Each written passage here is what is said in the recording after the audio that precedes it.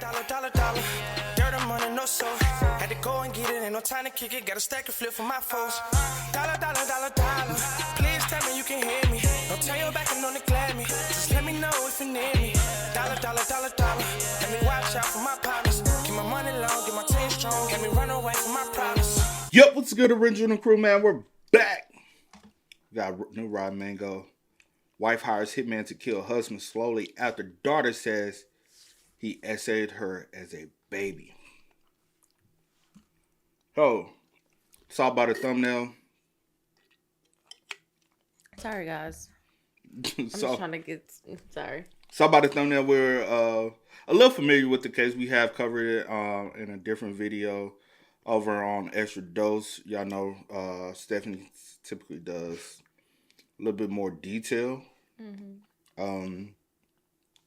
And we, unfortunately, are in the area, near the area where this has occurred. Mm-hmm. So that's another reason why I think originally you was more familiar with the case than I was when we first talked about it.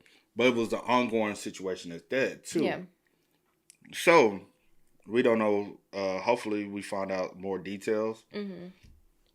But, sad situation. I'm familiar with both locations where everything occurred. You're only familiar with one. Mm-hmm. You only been in one of the cities. You ain't been in the other one. I've been in both cities where the whole drama happened. You see, like, I don't remember that. Mm-hmm. But, hey, with that being said, before you get to it, make sure you check out the links in the description box. Down below. You already know where to go. If you want to first support, all you got to do is check out down below. Also, if you enjoyed today's video, lock it in with a thumbs up. But, yeah, let's go ahead and get into it. Let's check this out. Let's see what's about. You ready? I'm ready. All right. And if y'all see it, we just snacking on some chips. Just go ahead and let people know before people... I am... Okay. You say you are what? I'm hungry. I know you are. Bada bing, bada boo. If there ever is a book written about overdone tropes, this is going to be on the first page. Housewife in a small southern town. PTA mom to 2 kids. She is going to meet up with a hitman, a contract killer. In between picking up new socks for her kids' track meet to like cutting the crust off of the Uncrustable sandwich, which is like a logic-defying choice, she is going to make time to sit down with a hitman. If this were set in Nantucket, Nicole Kidman is going to be playing the lead role. But this is not Nantucket, and this is not Nicole Kidman, and this... Could you see them making a movie out of this situation? I could. Make movies out of yeah. A reason why, especially Lifetime. But I could definitely see this Lifetime. Can I see this on a big screen? Possibly, depending on how everything ends. Don't know how everything ends with it. But... Sis's is sent around such a popular big city now, where a lot of people are starting to travel to. I could see, playing the lead role. But this is not Nantucket, and this is not Nicole Kidman, and this is not a freaking act. April 11th, 2025, Angelia Solomon, aka Angie, she's pulling up to this parking lot. It's called the Cool Springs Mall. It's one of those giant beige colored buildings. You're smacking a cheesecake factory on there, a California pizza kitchen. It's basically the American suburban dream in one giant personality-less shopping plaza. But that is completely besides the point because Angie is pulling up in her car and the instructions are crystal clear. Park a few cars away. Easy. Done. Got it. Then you walk over to the car with the hitman, the hit car, whatever you want to call it. I mean, this is too easy, right? Open the passenger door. Get in the front. This is the front. Get in the front passenger door. Do not look behind you. Do not look around. Do not glance towards the back seat. Keep your head facing forward. Act normal and just talk. The hitman is in the back seat, and this is how you're going to communicate. Without seeing his face, without shaking his hand on the count of like 1, 2, 3, deal, you're just going to stare straight ahead into the Macy's entrance while you tell the hitman exactly why you need your ex-husband dead.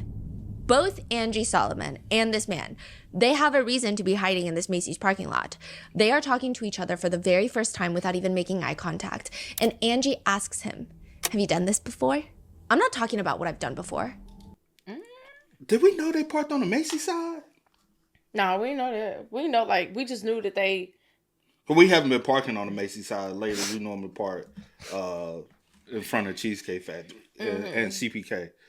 Because normally we just going over there, we running in and get CB want to go get a cheesecake from the Cheesecake Factory lately. So what we do, go to the Cool Stream Mall. We're 100% familiar with the mall she was caught at.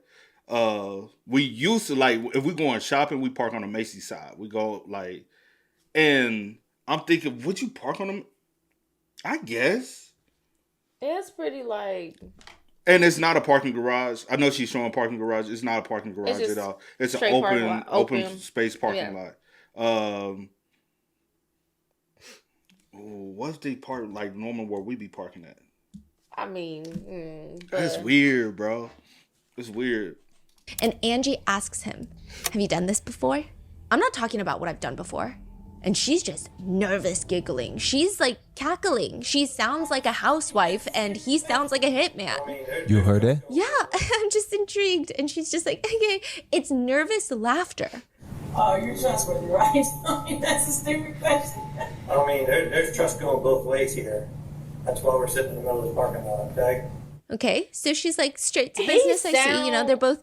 He even sounds like a cop. He don't even sound like a. For what I know, for around here, he sounds like a cop. What does he sound like to you? Yeah, he sounds like a cop. Like even like you know how like when people be like interrogated and they be like talking and they be trying to reassure them and I don't know, just his tone. Mm-hmm. It's just crazy. In the middle of the parking lot, okay? Okay, so she's like straight to business. I see, you know, they're both here to take someone down. They're not here to make small talk. Angie gives the backseat guy, backseat boy, backseat killer, whatever you want to call him, the whole rundown. I mean, the Spark Notes version is, he belongs in prison or he belongs underground. That's a direct quote. The slightly longer version is this. Angie has 2 kids with her ex-husband, Grant Solomon and Gracie Solomon. Angie states that she has known that her ex-husband, has been abusing their daughter since she was 5 years old. She claims that Gracie allegedly told her one day that her father puts things up inside of her during bath time, and once it was a soap bar and it was absolutely painful. Angie's horrified. She states that when she confronts her husband about it, Aaron, he admits to it, but he also allegedly tells her, if you tell anyone, I'm just going to take the kids away from you. What are you going to do about it? What are you supposed to do for a threat like that? Aaron Solomon, the ex-husband, is a well-known, well-respected local news anchor. He's on the local TV news channel, and she's Angie. If people don't believe her, then her kids are going to be taken from her. And Gracie will be under Aaron's full control. So Angie, she just has to find a different way. She sends an email to her psychiatrist, Dr. Reed, and she's talking about her daughter. My daughter would beg to not be bathed, and I didn't see the signs. Did I miss all the signs? She claims ever since then, she has been trying to get the kids away from Aaron from, at least 2013, right? She was trying to slowly escape. She was taking detailed notes of abuse on her phone. Then one day, she's rushing out the door to pick up the kids from school. She's in the car, she's passing by the gas station, and she realizes, I left my phone at home. So then she books it, U-turns it back all the way back home, and she's freaking out. She runs inside, and Aaron has the phone just suspended over the toilet, and allegedly he tells her, I told you what would happen if you ever talk to anyone about what's going on in this house. He saw her little notes app with all the logs of the detailed abuse. Since 2013? And it was prior to 2013. This happens in 2013. Whoa. Okay. And he drops her phone into the toilet, straight into the toilet, just destroying all the evidence. This is what Angie says. And he tells her, you know what that means now, right? You're never going to see the kids again. 3 weeks later, in the middle of the night, kids are gone. Aaron is gone. And now Angie is many years later. This is in 2025. She is sitting in the car with a hitman. She sounds like she's half laughing. She sounds like she's half crying. And she asks, you're trustworthy, right? Is that a stupid question? Mind you, this is still a Macy's parking lot. Mr. Backseat Assassin responds, there's trust going both ways here. That's why we're sitting in the middle of a parking lot, okay? Yeah, I just don't know you, and I know you don't want anything, and I don't want to know. The only contact we have is through Steve here. That's all I want. That's perfect. You're not recording me or anything, so you can bust me. Angie giggles kind of nervously. If you gotta ask that, then you already know the answer. Well, it's that intuition. Like, you shouldn't even, you should already know, what I'm doing is already crazy. Why would I do not why, but in her case, I guess she felt like that was the only way. But anyway, but still, like, it's crazy. So you know it's a possibility that this could be a setup. You know what I'm saying? Yup. I would be worried about you doing that before me because it could be it for me. Angie says, I'm just a very naive person, but I'm just catching a big leap right here. Yeah, it's a big leap, but like I said, you're not gonna see me ever again. Which seems to be exactly what Angie needs to hear because she starts telling him her ex-husband's work schedule, his workout routine schedule, his gym schedule, where he works, his address, how his back gate has a gaping hole in the back that he can probably crawl through. And Angie wonders, so this can't be traced back to me, right? That's why we're going through this now. After you get out of here, you're never gonna see me again.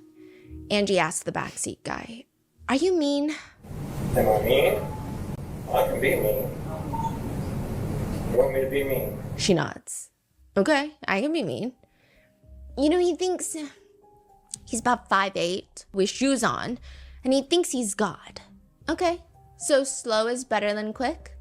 Yes, he's a psychopath. I had a psychiatrist watching in court, and, you know, the way his mannerisms and everything, he's a psychopath. We all know what they are. You know, my daughter says he's like in between Jeffrey Dahmer and, I forget the other one.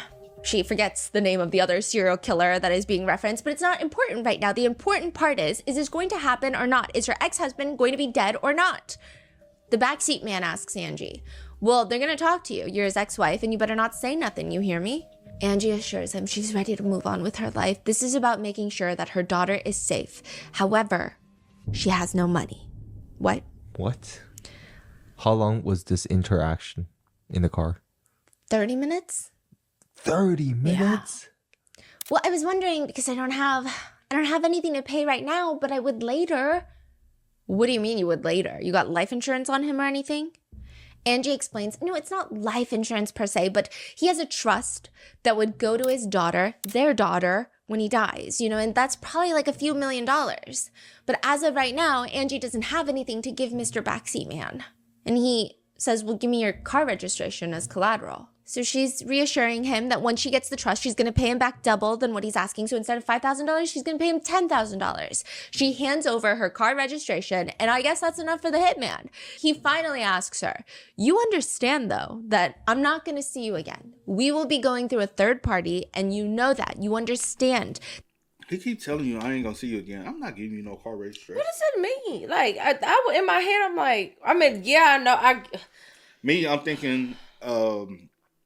he needs something to 100% solidify, trace it back. Yeah, that she like an exchange of okay, this is solidified that you are hiring me. Yeah, one of those type of things. It's not just a conversation; it's a literally hire. Because I would have been so now that's a murder for hire. I would have been like, you ain't gonna see me. I mean, I'm not gonna see you again. Well, how you gonna get your money? Or how I'm gonna get my registration? Or how I'm gonna get it back? You know what I'm saying? That's crazy. That when you get out of bed this next time in the morning, your husband is going to be dead and he ain't coming back. You understand that, right? He will be dead and disappear. Angie starts crying before she agrees. However, a few things from this conversation are just flat out false lies, such as by morning time tomorrow, Aaron Solomon would not be dead. And the two of them, Mr. Backseat Man and Angie, they will see each other again. And this time, they do get to look at each other. Not that it makes it any less awkward. In fact, Mr. Backseat Man suddenly does not appreciate eye contact. He does not want to look Angie in the eye, even though they're sitting so close, facing each other directly. Or maybe the awkwardness is coming from the fact that they're sitting in a room full of people staring at each other while the entire conversation that they had in the car about killing Aaron Solomon has been recorded and has been playing on the speakers in a courtroom where Aaron Solomon is sitting in the back. So this guy is a cop, or is he an actual hitman that also got caught? The prosecutor asks him, and what was your role? I was informed that my role would be to go undercover and portray myself as a hitman for hire. Mr. Backseat Man is not a hitman. He is an undercover agent, and Angie Solomon has now been arrested for a murder for hire charge. The Solomon family consists of 4 people. Aaron Solomon, the dad, Angie Solomon, the mom, Grant Solomon, the son, and Gracie Solomon, the daughter. By 2025, Aaron Solomon will be accused of being part of a large-scale, high-powered trafficking ring involving the governor of Tennessee and a megachurch pastor, including being accused of trafficking his own daughter into this trafficking ring. Angie Solomon, the mom, will be arrested for trying to kill her ex-husband. Grant Solomon, the son, will be dead. And Gracie Solomon, the daughter, will post a video expose on YouTube exposing her entire family and accusing her dad of killing her older brother, Grant. This is the case of the Solomons, where it's pretty clear that at least one of the Solomons is lying. We just don't know which one. Boy, this thing is so twisted and confusing. That's when I was like, let's just do it again. Well, not again. Because we haven't. Because some of this I don't even.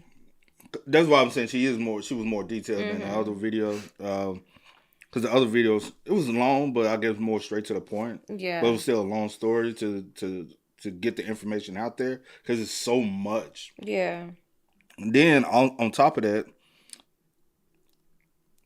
he does have a connection to the governor, but I think they just go to the same church. But the governor is stepping down after this term. Right? Supposed to be, I guess. And ain't he the one who got his own company too? Because then we find that out. Do you know what the company is? If you tell me what the company is, then... Yeah. Is it... Yeah, you're right. Yeah, he does. I just want to make sure. No. Is it not?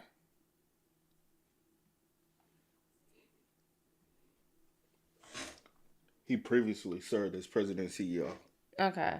We found out something. I just can't remember. Before he became governor. Mm-hmm.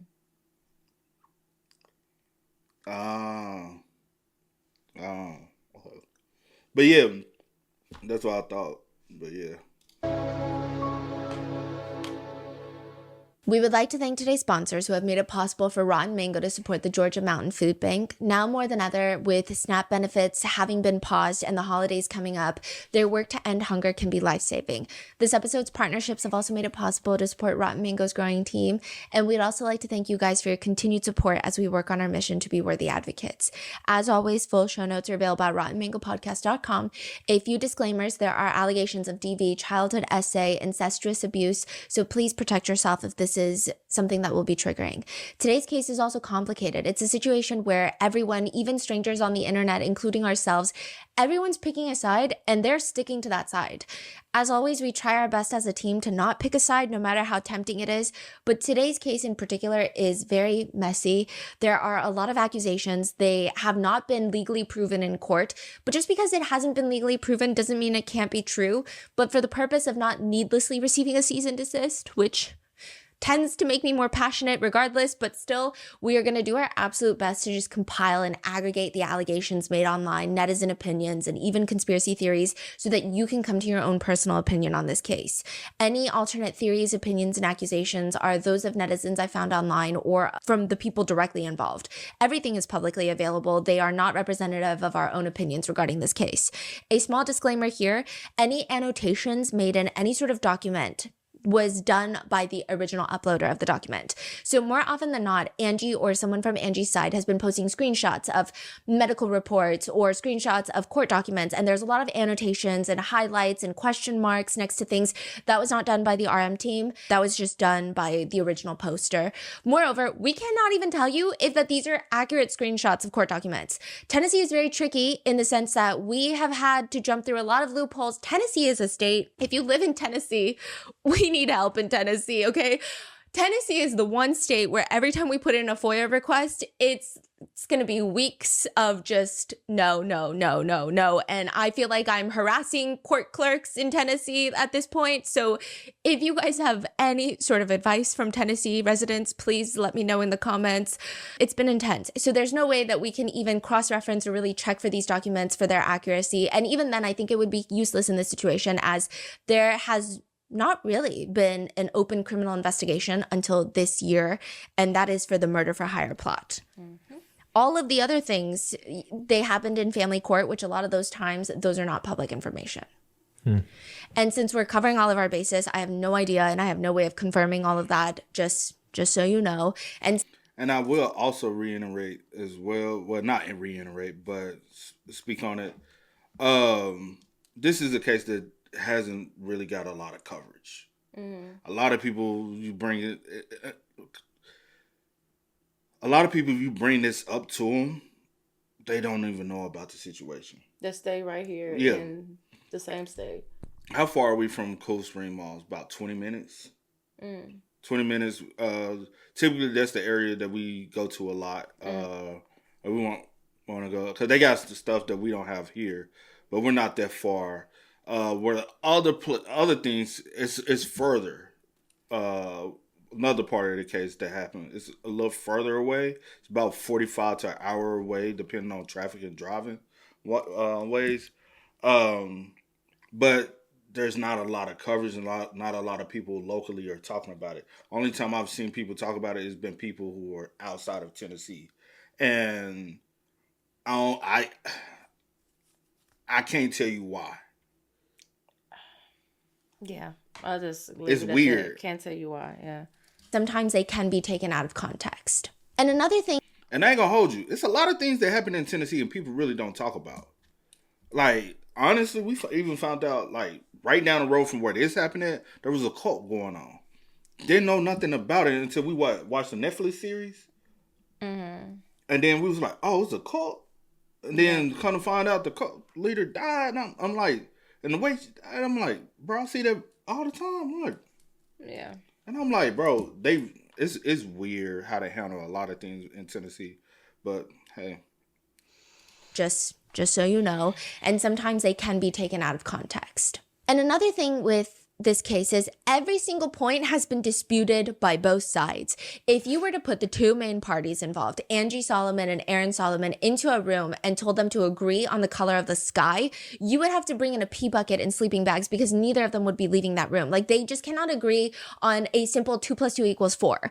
Just to give you an idea, Angie has claimed that Aaron has filed multiple bankruptcies on an Instagram account that Aaron accuses Angie of running, which she denies. Even that is contentious. Then Aaron denies filing multiple bankruptcies. Then he goes back and says, I only filed for one. But that was also with Angie, and I had to file it because we were married and she was spending all the money. So it's like every little thing, they have to be like, no, that's not true. No, that's not true. So it's a lot of back and forth, and like a lot of very nasty divorces, custody battles. It's going to get very, very contentious and heated. So with that being said, let's get into it.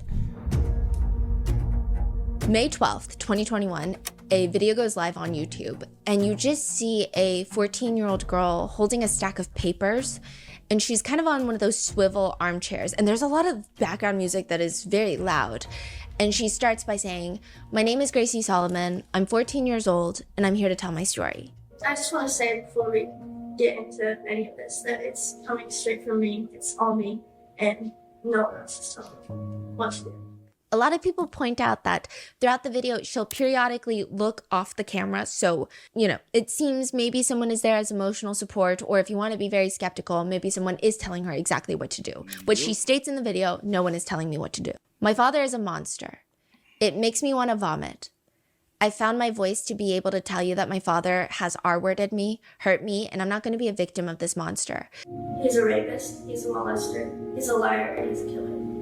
I hate my dad. I'm absolutely terrified of him for everything he's done to me, my brother, and my mom. I don't want to call him my dad anymore. He's never listened to me. He has hurt me sexually, physically, mentally. He has caused so much pain for my family. He has tried to manipulate me and has manipulated others and has hurt me ever since I was born. My dad has done awful things to me. First, he never let my mom bathe me. It was always him. So by not letting my mom come in at all, it meant that he could do anything to me. I would always tell my mom that I felt like I was more of a wife to him instead of a daughter.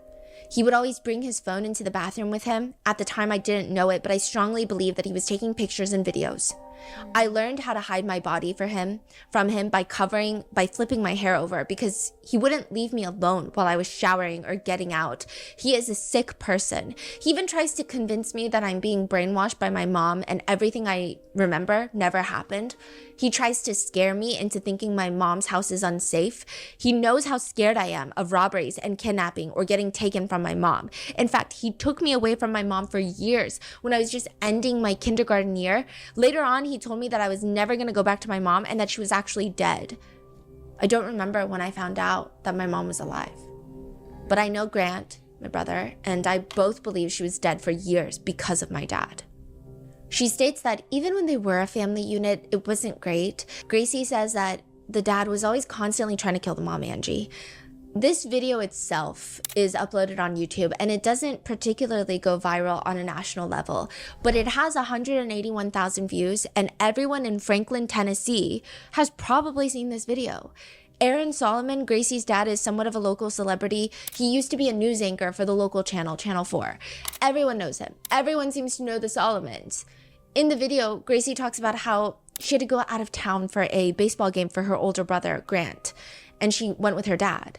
He ends up booking a hotel room for her and him with just one bed. We stopped at a hotel room in Asheville. My dad only got one bed when I had asked for two. It made me really nervous before we even got in a hotel room. When we went to bed, I remember him slowly getting closer to me until I was on the edge of the bed. I kept waking up by feeling his feet rub against mine. I kept waking up and then I finally realized that something hard was on my lower back, close to my butt. I felt really scared and I knew it was wrong.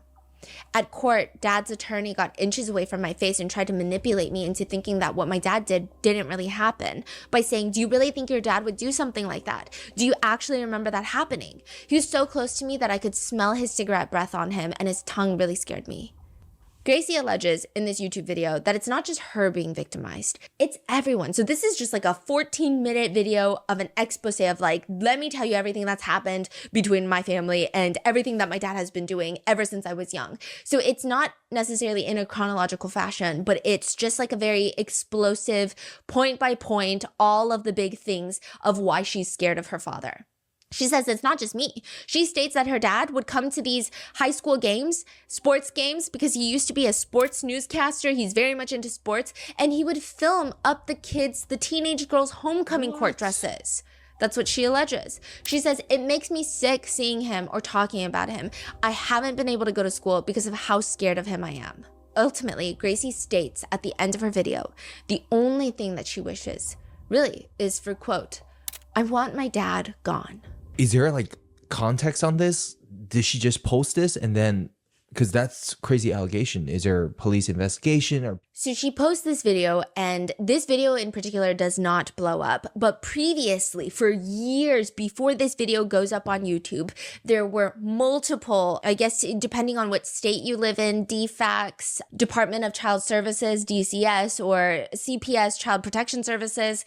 They have had multiple open investigations against Aaron Solomon, and all of them have come up with nothing. Whether that means that he is innocent of these allegations or whether he's just really good at not getting caught, I think that is up for debate. So she posts this and that's it. No police involvement, nothing going on. She posts this and then Angie starts reaching out to a lot of true crime creators. At this point, a lot of people were familiar with the Solomons because something had happened the year prior, but it just seems like this was a big open door. This is when national attention starts getting involved. They're going on News Nation. They have a whole website. They have GoFundMes that have raised close to $200,000. They have a lot of eyeballs on them. This video itself, for some reason, does not get a lot of attention, but all of these allegations are starting to spread. So it becomes a big conversation online. Where are the cops? Where are the officials? They're not doing anything. Yeah. That's so weird. They're not doing anything. Before you even sit down for the first couples therapy session, the therapist is already figuring out, just gathering intel on the relationship dynamic, and it starts in the waiting room. Sometimes some therapists will even say that they'll check the cameras in the waiting room just to get a little vibe, especially if it's their first time seeing the couple. How much space is in between the couple? Obviously, the surface level observation would be the further apart a couple, the more they hate each other.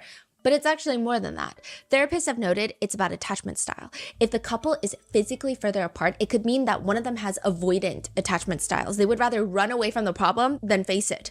Or they're in a stage of extreme emotional withdrawal, which is also very difficult. Clearly, couples who are in their own worlds, on their own phones separately, not great. But also, here's an interesting thing. If you see a couple and they're both zoning out or staring off into space, but they're staring off in different directions, could also mean that they're not in sync.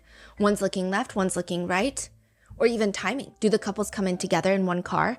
Or maybe they can't because of work or other obligations. Do they come in separately? That's fine. But if the couple regularly, one person arrives early or on time and the other person is consistently late, big red flag.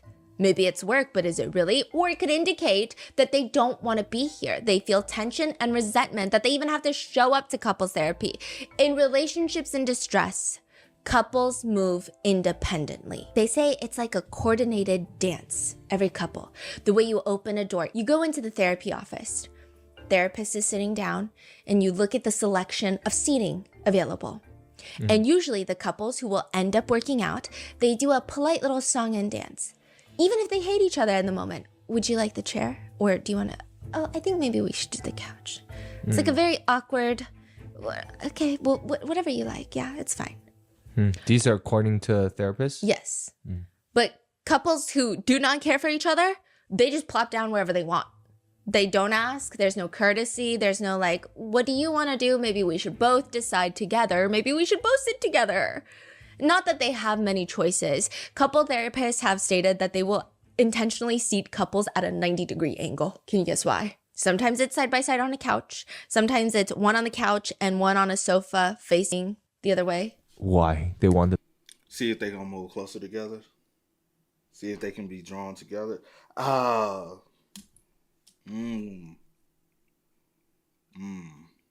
to It's the best for eye contact. You can choose the level of eye contact. You can look at your partner to connect, or you can look away when you feel you need emotional space without it being so obvious, without it feeling confrontational, like I can't even look at you right now. It feels more natural. And a lot of these sessions are filled with confrontation. One therapist says, I saw a couple that was doing retaliatory cheating.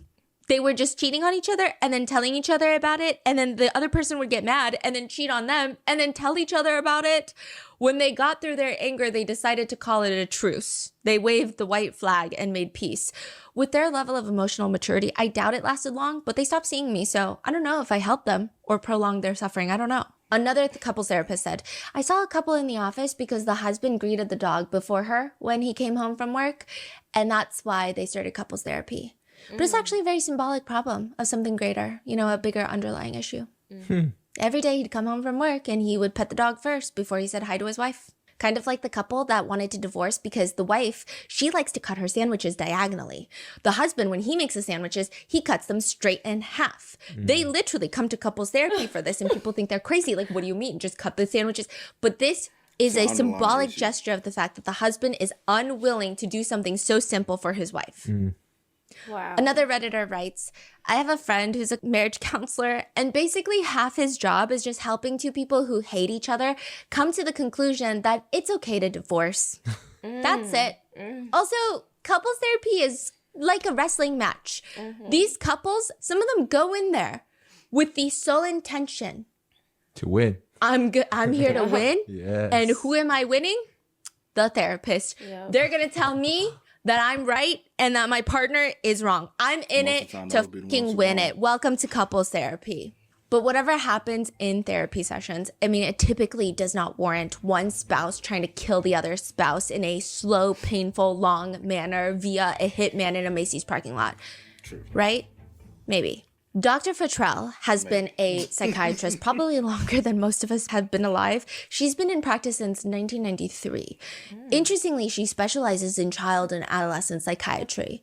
But when Grant is 6 years old, Gracie is 2 years old, Angie ends up in Dr. Futrell's office, and she claims that Aaron has been abusive, sexually violating her since she gave birth to Grant. And the final straw was she was going through his stuff and she allegedly discovers that Aaron has been cheating on her with workers, but more alarmingly, he has been grooming underage girls.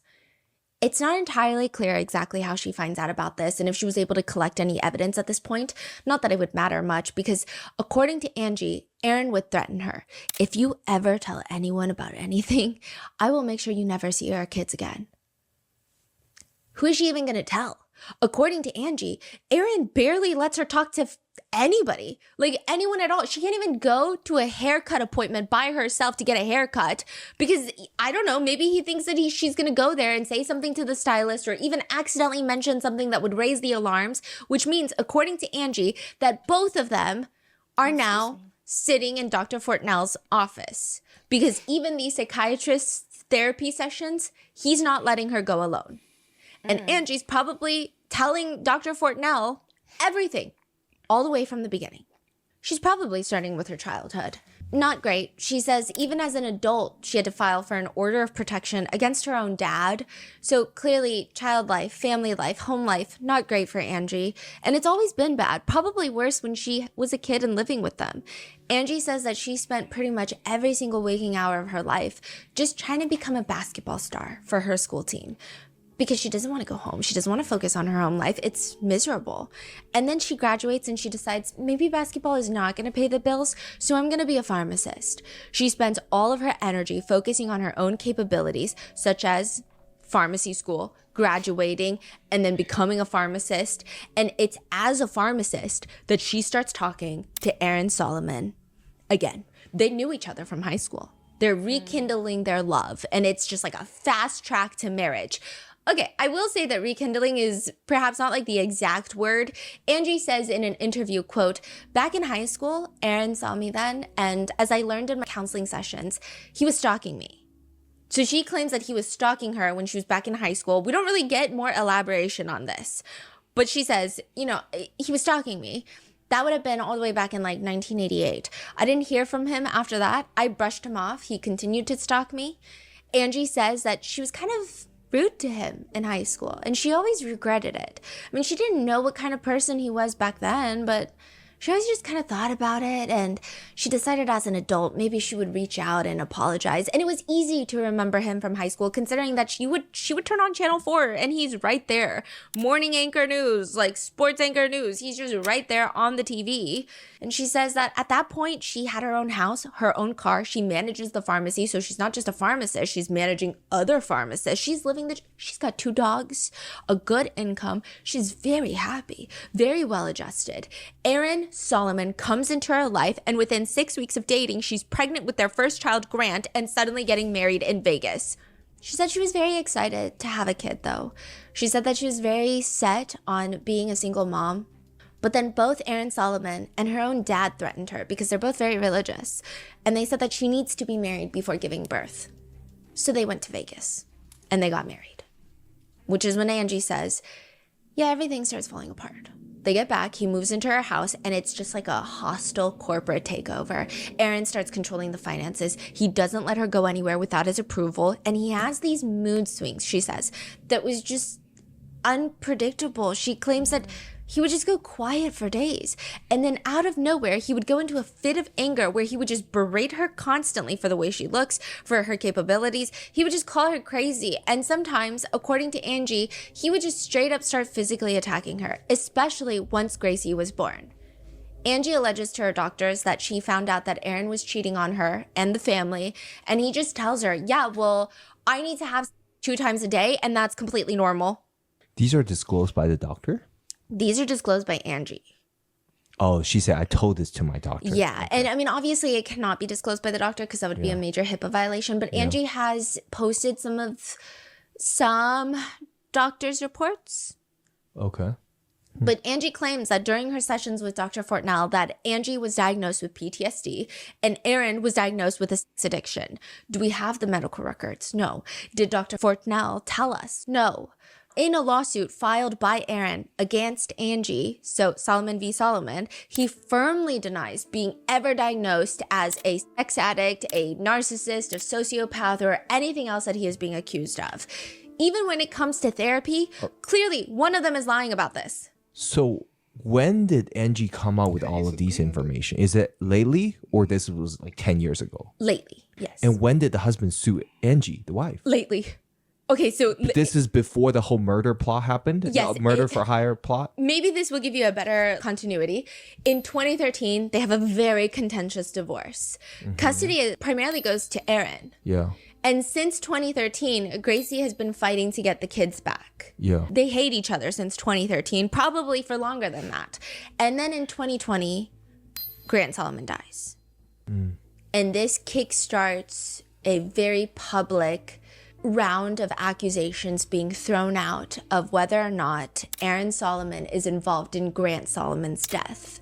And this is when everything comes to a national scale. The allegations of sexual abuse against Gracie have been kind of spurring up before 2020, but they really start blowing up around this time.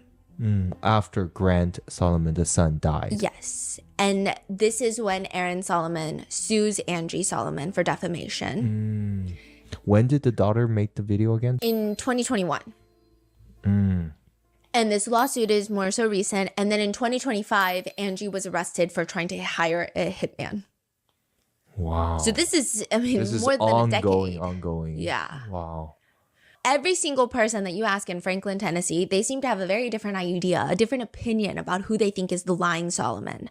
One of Gracie's friends, who's known Gracie since pre-K, she says, well, around the time that the custody battle started, around that time, Gracie gets sent to live with the dad.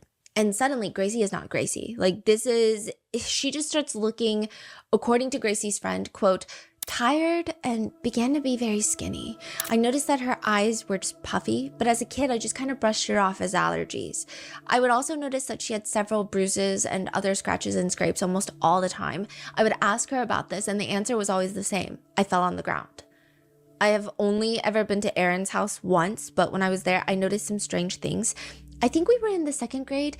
Gracie had me over for a sleepover, and I noticed there were several dents and other markings on the wall, and that Gracie was very nervous around her dad. As we grew older, Aaron would touch Gracie, even if it's just like placing his hand on her shoulder, she would flinch a bit, and I could just tell that something was wrong. But as a kid, you didn't know that. That is crazy. Yeah. Meanwhile, Aaron argues this is just not true. This is not true in the slightest. And he states he should have known that something like this was going to happen. Aaron claims that when he and Angie got into another one of their arguments back in 2013, she said something that he just should have known the flags. She said, quote, and this is according to Aaron, so this is alleged as well, my first husband, I never told him I was going to divorce him, but I'm telling you right now, I'm going to divorce you. It was really weird. Aaron thought it was weird. But then, quote, not long after that, I noticed her saying things and doing things that looked like she was trying to make the kids be on her side. He alleges she would accuse him of abusing her in front of the kids. Like, oh, your dad hit me. Now, maybe she did, and maybe it's true, or maybe it's not true, and she's lying to the kids.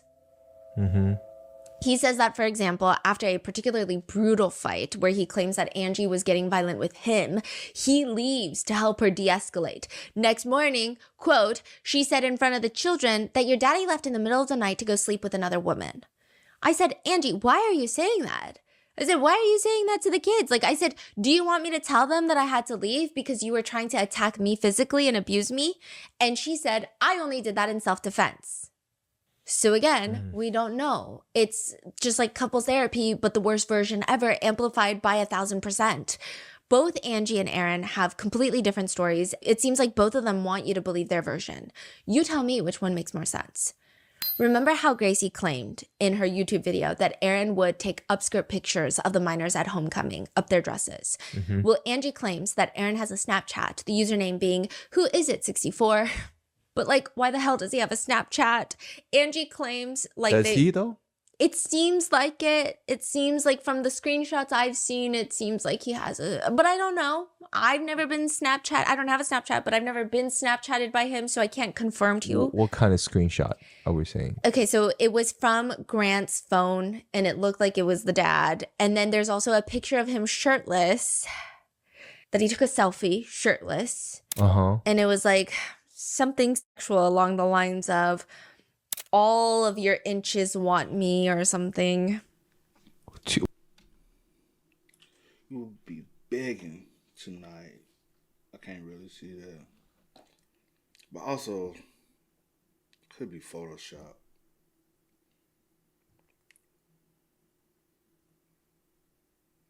I have to see from direct source. I'm not saying this, but you just gotta take that in consideration, you know? All of your inches want me or something. Wait, what's the context? He took a Snapchat Who was he photo talking and to? sent it to somebody. Yes, but and now somebody screenshotted that. yes, but it is believed, I think, that this was not sent to a minor. Okay. Oh, so he was talking to another woman and he sent the Yes. photo to. Okay, so he does look like there is a Snapchat. What I will say is it does look like he has a Snapchat, in my opinion. I don't know. I've never been Snapchatted by him. It does look like he took a shirtless picture and was maybe hitting on people on Snapchat. He could very well have been sending this to someone of age that is single and does not cross any sort of moral boundary. Or he could have been doing what Angie is claiming he was doing, which was trying to groom underage girls. Okay. Angie claims that Aaron would try to talk to high school girls by going to the kids' games, like his own kids' high school games, sports games. And then he would take pictures, and then Angie alleges he would tell the girls, these high school girls, that, hey, I'm going to send you the pictures, just give me your snap. Which I think anyone of a certain age with a Snapchat is a little crazy, especially when you have kids and you have a Snapchat is a little weird. Yeah. Also, I don't think that's how you use. Is that how you use Snapchat? I don't think so. You use it to send photos? I feel like the photos disappear, so why would you want... Do the photos disappear? Yeah, but I mean, asking for phone number is weird too, but maybe Instagram Instagram is safer. Yeah, Snapchat is, I don't know. But Or like an email. I don't know. Yeah. You're like, you have kids. You're at a school event. It's weird. Or just like text it to the parents. Yeah. Yeah. That's what I would do. It's just kind of strange. No, that's actually really creepy. Imagine like you're at a sports game, like you're doing this at school, and then a parent's like, "Give me your Snapchat." Oh, that's terrifying. That's weird. Yeah, that's weird. But also, I can't imagine the other way. I can't imagine being like, "What's your Snapchat?" to someone that's decades younger than you is so bizarre. Yeah. Very bizarre. Now, I will say, it does seem like he has a Snapchat. I don't know if he's reaching out to young girls or if he's even telling them that he's going to send them pictures through Snapchat, but that is what Angie is claiming. I would imagine that every single resident in Franklin, Tennessee has heard about these different arguments. There is even a contentious point about, did Aaron Solomon quit his job working as a news anchor, or was he fired?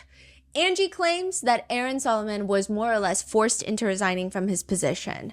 He was a sports news anchor for Channel 4, and Angie says one day they find inappropriate materials, pictures, videos, NSFW things on his work computer and his work phone, and to avoid a big, massive scandal with the TV network, they basically back him into a corner and they say, you gotta resign, so they don't have to deal with a big fallout for a newscaster being exposed for doing something like this in their organization. That's I think a news channel would want to do that for ratings. They think about ratings more than anything. If they bust one of their own, when you say, I could be wrong. But when you think of media, you think of, especially in that lane, they're looking for ratings, things that's going to be interesting. If you come out and say, hey, we bust one of our own, that's headline news. That brings the influx of ratings. Yeah, would it really look bad on y'all? To a degree, but not really. Because then we are the ones who caught him.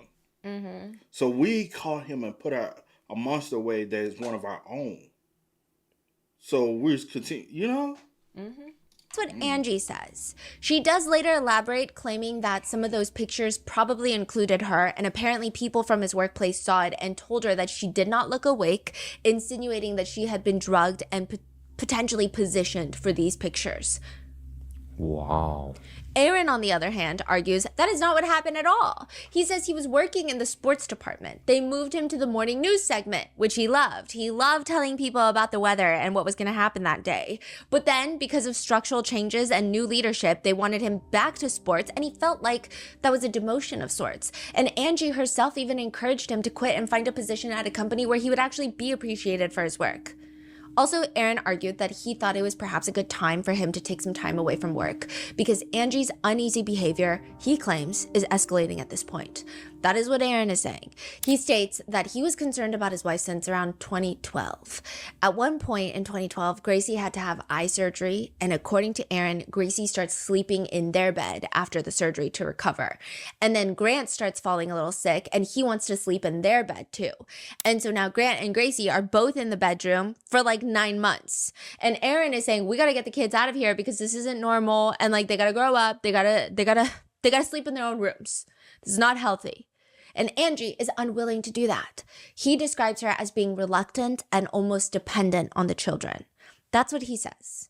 I'm not sure. I'm not a parent. I don't know if that's a bad thing or a good thing. I have no clue, right? But I don't know if that's particularly a great, spectacular example of being dependent on the kids, but here we are. Another claim, an example he gives in his lawsuit, and this is one time, Aaron said that he was trying to get fresh bedding for Grant's bed. I guess they're doing sheets. They're washing the sheets, and Aaron is like, I'm going to put the sheets on Grant's bed, the fresh sheets. Just simple task.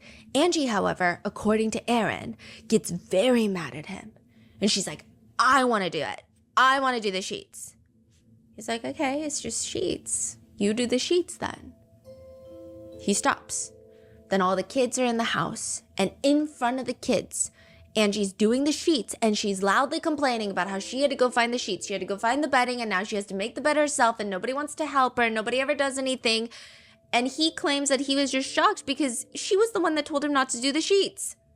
Eventually, Aaron does get a new job because he thinks things are getting better again, but he claims that Angie just started getting upset and reactive to the point where he would come home with paychecks from his new job, and Angie would just start spending them extravagantly. He states one time she went to Dick's Sporting Goods and spent over $1,000 worth of things that nobody needed.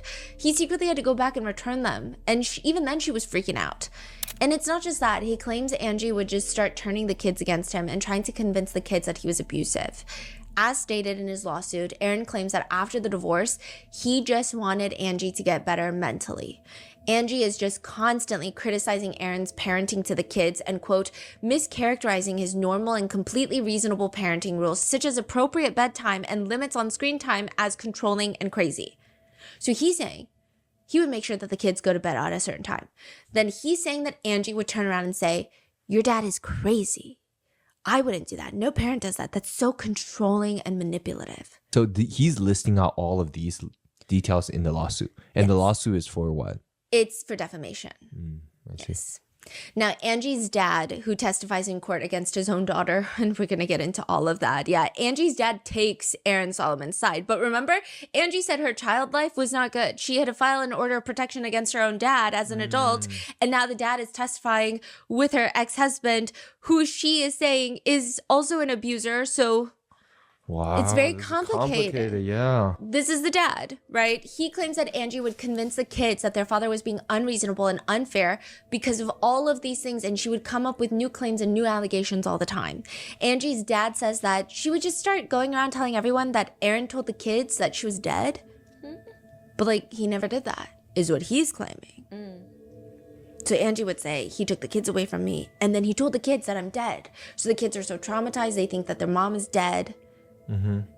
But I'm not dead, you know. That's what she's saying. The other side is saying, we never told them that they're dead. But Gracie's saying, I thought my mom was dead. Okay. Aaron and his side, which includes Angie's parents and her sister, they say that the allegations are obviously very serious, but they say it's not true. They say that Aaron allegedly essaying his daughter Gracie, allegations that Aaron would control their food intake. So Angie was telling people that Aaron was obsessed with them being sports, like athletes. He would control their food intake, make sure that they were emaciated, perfect for performance. And then on top of that, he would even randomly just control their bathroom habits. If you had to use the restroom, you would have to do it in the allotted specific time of the day. If you don't, you cannot use the restroom. If you don't have to go number 2, for example, in that time period from 3 to 4 p.m., you can't ever use the restroom until 3 to 4 p.m. the next day. Now, does Aaron deny those as well? Yes. He denies everything. He denies everything. He said this never happened. Yeah. And Angie is brainwashed by the mother? Is that what he's? Gracie is Gracie. brainwashed by the mother? Gracie, Yes, he's saying that Gracie is brainwashed by the mother. How old is Gracie now? She should be 18 now. Huh. But this happened like when she was a teenager or younger. This was happening when she was young. 2013, she's young. She's young. Wow. Yeah. Aaron claims that not only is Angie out here making these really big, despicable claims of abuse, but also, according to his lawsuit, he claims that Angie would bizarrely allege other forms of abuse. Quote, she complained to a close friend that Mr. Solomon had abused the children by taking them to swim in a motel pool while visiting a relative. That's it? That's it. Just like taking them to a motel pool was abusive, is what he's claiming Angie allegedly told a friend. Yeah. Okay. But at least in the early stages of this marriage, nothing is as contentious as what happened in the shower on May 9th, 2013. Depending on who you ask, the shower incident is going to sound vastly different. If you ask Aaron Solomon, he will say it is the day that Angie tried to self-exit. If you ask Angie, she's going to tell you it's the day that Aaron Solomon tried to kill her. Aaron says, that night, it was just the two of them in the living room. Angie's not happy, but what's new? He says he doesn't even remember what Angie is mad about. In the Solomon house, arguments are naturally occurring at any given moment. He's sitting there listening to Angie, and he claims just out of nowhere, she throws out a quick little, I'm gonna end it. I've been thinking about it. I know how to do it, and I know what I'm gonna do. And she just allegedly calmly walks out of the living room into the primary bedroom where both Grant and Gracie have fallen asleep in the primary bedroom, in the parents' bed. Aaron claims clearly this is making him worried because why is she walking in there after she just said this? She walks in, she locks the bedroom door. Then he can hear her walking into the bathroom, locking the bathroom door. So he says, quote, it took a couple of minutes to get through both sets of doors. When I opened the second door into the bathroom, I couldn't believe it. She had wrapped the hairdryer cord. So I guess a blow dryer, the cord, the electrical cord, around her neck 3 to 4 times. And the hairdryer was like resting there. And the other part, she was like plugged in. It was attached to the shower head. Honestly, I was trying to map it out in my head.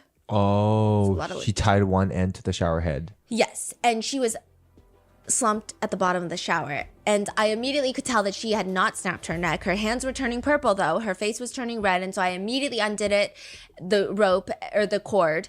And it took maybe 3 to 4 minutes for her to come to. She was breathing. She had a pulse. I got a cold cloth. I rubbed it on her head and I tried to get her to come to. When she came to, she became semi-violent. She wanted to push me away, get away from me. She kicked at me. Don't try to help me. We went into the living room where she proceeded to get violent with me and said that she was going to beat the hell out of me for the next 2.5 hours until the kids woke up. She proceeded to attack me, tried to hit me, scratch me, pull me, all of that. At that time, I tried to defend myself, get away, grab my cell phone, which was charging, and I went out the front door. I got in our car, I drove to Kroger, which is roughly about 3 to 4 blocks down Abbott Martin Road. He claims, I never hit her, never struck her. I've defended myself physically. I tried to keep her away from me a number of times, but that's it. He doesn't immediately call 911 that night because he says that he didn't want to upset the kids, which is an interesting thing because he also just like leaves the kids with Angie in this allegedly heightened emotional state. But I'm not a parent. I just thought that was weird. He argues that it's because, quote, she was getting loud. I was really worried that the kids were going to wake up and see this, and that's why I left. So he's saying, like, if I just excuse myself, I know that she's not going to hurt the kids, is what he claims. But I don't know. I just feel like you can never be too sure. He says, that's why I left, to calm the situation, drive down a few blocks. However, Angie presents the story very differently. She says it was another one of those nights. Aaron's eyes are yellow. Yeah. His eyes get yellow when he is very upset. He's the one freaking out. He's getting mad. He's starting another fight, which is very common. It's one of those nights, and she says, quote, he started chasing me. They were fighting in the living room, and Angie says, he chases her. So she's running as fast as she can. And she runs into the primary bedroom where the kids are asleep. She locks the door. She runs into the primary bathroom, and, quote, before I knew it, he had the wire around my neck. She says he's simultaneously pushing her down while pulling the rope up, like the wire up, and choking her. And she's trying to fight back. She said, I knew based on prior experience, if I could yell his name loud enough, sometimes he would snap out of it, come back to reality. So that's what I was doing. I was screaming his name over and over again. Angie says that he has 8 personalities. But it felt like that night, the 9th one was coming out. She says, quote, and he said, "Don't worry, this will be quick and painless." But it wasn't the only time that I had survived an attack on my life. It was the first time that I had seen that personality, and that thing was going to kill me. It was monstrous, and it looked like a monster, and I knew immediately that I was in terrible danger. I was in trouble. I look up, and Grant was standing right behind him. He had woken up. The only reason Aaron stopped, according to Angie, his attempt at killing Angie, is because their son Grant woke up and came into the bathroom. Which, okay, Aaron is claiming that Angie tried to self-exit and freaked out on him when he saved her. Angie is claiming that Aaron tried to kill her and only stopped when Grant, their son, woke up. So why can't you just ask Grant Solomon which version is true? Because in 2020, Grant Solomon mysteriously dies. July 20, 2020. Grant had just turned 18 like a month ago, and he is a star baseball player, which means colleges are already calling. And his dad, a former sports newscaster, wants to make sure that he only gets the best calls, which is why they're driving an hour away to this warehouse turned practice location. It's called the Ward Performance Institute in Gallatin, Tennessee. It is now closed. It's like a windowless warehouse style gym. I imagine that's where like a boot camp gym style would be. It looks cool. The inside looks great, very well done, but it has that hardcore energy to it, and you're just there to focus on baseball and nothing else. It has been debated whether or not Grant and Aaron had an appointment that day, but if it is true, then it would have been at 9 a.m. At this point, Grant and Gracie are living with Angie. It's like back and forth custody. They're constantly fighting to get the kids. At this point, the kids are living with Angie. So Grant is driving separately to meet with his dad, Aaron, both at this 1 hour away practice location. Why is it debated if there was an appointment? Both parties argue. So Aaron Solomon and his side argue that there was an appointment, and that's why they went, and they were actually early to their appointment, so they had some time in the parking lot. Angie and her side argue, no, we found out that they don't have an appointment. All you have to do is ask the damn facility. Angie wouldn't 100% know, because why else would your son be headed to Gallatin from Franklin? Because honestly, with the makeup of both towns, it might have been cheap, but you still the commute, traffic and all that. But I'm sure Franklin or even Nashville, because you would have had to go through Nashville to get to Gallatin, would have had a sports facility for you to train. So y'all came all the way from Franklin to Gallatin at 9 a.m.?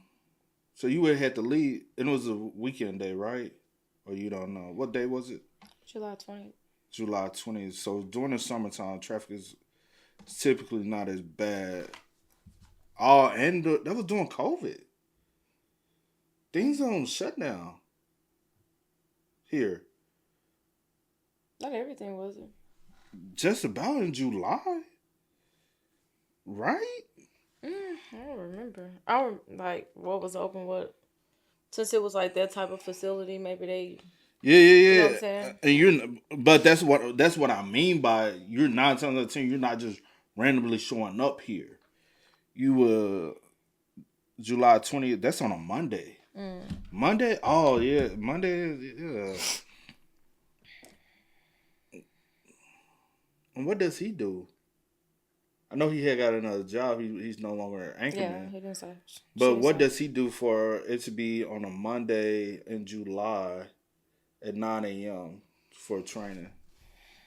I don't know. But the center is now closed, so no one can really, and I don't even. Man, you would know who used to own it to be able to contact. Oh. What you about to say? Oh, no. Nothing. Don't have an appointment, but the center is now closed, so no one can really, and I don't even think that they would disclose. What? So I no feel one like that's knows. such an easy thing to get an answer. What? So it's been debated. According to Angie, Grant really did not want to go to Gallatin that morning. He was not feeling well. He had just recovered from COVID. His lungs weren't doing great. He just didn't even want to overexert himself and make it worse for his performance later on.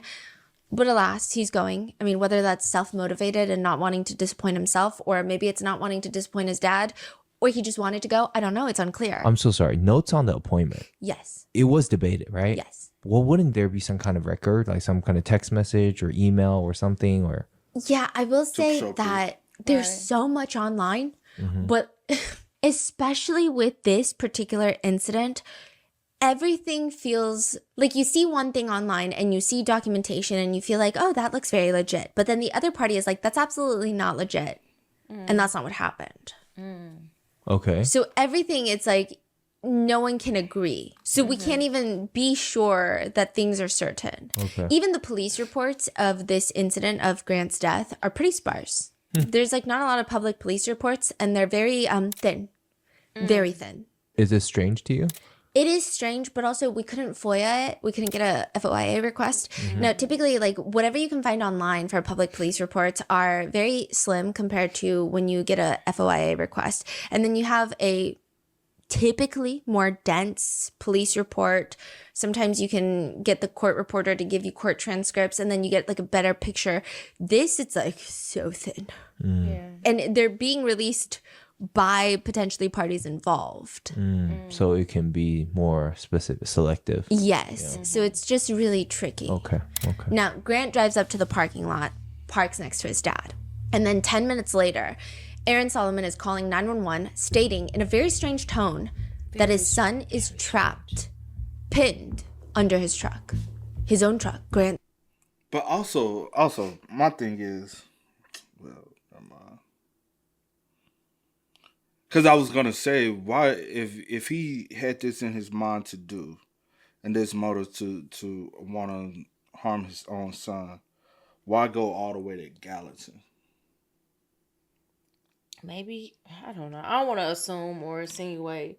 But then I thought about, I'm like, it is Gallatin. Gallatin is a kind of a smaller. I guess he was like, I won't do it in Franklin. I'm not gonna do it in Nashville. Like, are you familiar with the facility? Like, this is somewhere you go, you know, if it has... Or the town. Well, okay, the town and stuff like that. And how they operate. Cause, you know what I'm saying? Do you have a buddy that's, like, on the floor? Like, it's so many things. Like, I don't know. Because, like how I said, like, we're not from Middle Tennessee, but we do live in Middle Tennessee. Yeah. Which is in still the Franklin, Nashville area. We're not that far from Franklin. We're right down the road from Nashville. Gallatin is right down the road from Nashville. Been to Gallatin. And Gallatin reminds me of, like, when I went, I was like, okay, this is Gallatin. I met several people from Gallatin, but then I went and I'm like, oh, this is Gallatin. Mm-hmm. And it does give me still small town. You know, Franklin everybody talks about Franklin being a small town, but it's like small town with money. That's what Franklin gives me. Franklin, Brentwood area. Mm-hmm. You can go over there, see, wander around, you'll run into a celebrity. Mm-hmm. One of the celebrities, country singer, country artist. You can run into one of them. Somebody rich, filthy rich over there. Yeah. You know what I'm saying? Gallatin is complete opposite. Mm-hmm. Gallatin still gives me very much so old country, very blue collar. You know what I'm saying? Because, like I said, you're very familiar with Franklin. I've been to both. Yeah. You know, I'm very familiar with Franklin more than I am Gallatin, and I just don't, I'm like, why this location out of everything? If this is intentional. Yeah, it's intentional. I was going to give you another town that kind of, I was like, but you had never been inside that town before. His own truck. He is now under his own truck. And he can't get out. What's going on? 1357. My son's truck backed over him, and it's rolled over him and dragged him into the ditch, and it's on top of him. He's trapped under the truck, and somehow it drug him underneath it. Yes, my son is under it. I'm trying. Yes, my son is under it. Like, no, like it. Only thing I'll have to see is how is he on a regular basis, even hysterical. I'm just saying, like, if he's normally even way more calmer than this demeanor, then you like, oh, this is. Oh, petty. This might be his. I'm just saying, bro. Yeah, like, whatever you. Because everybody don't panic in situations. Some people try to be okay. Let me think. Let me. I think. Try to be. You get what I'm saying? And I understand he is a parent. I understand parents how they. I'm just saying before I need to know who he is and how. Because I'm like, I don't pay. I never watched the news here, so I didn't know he was on the news. So I wouldn't know that. I've been here in this area since 2013.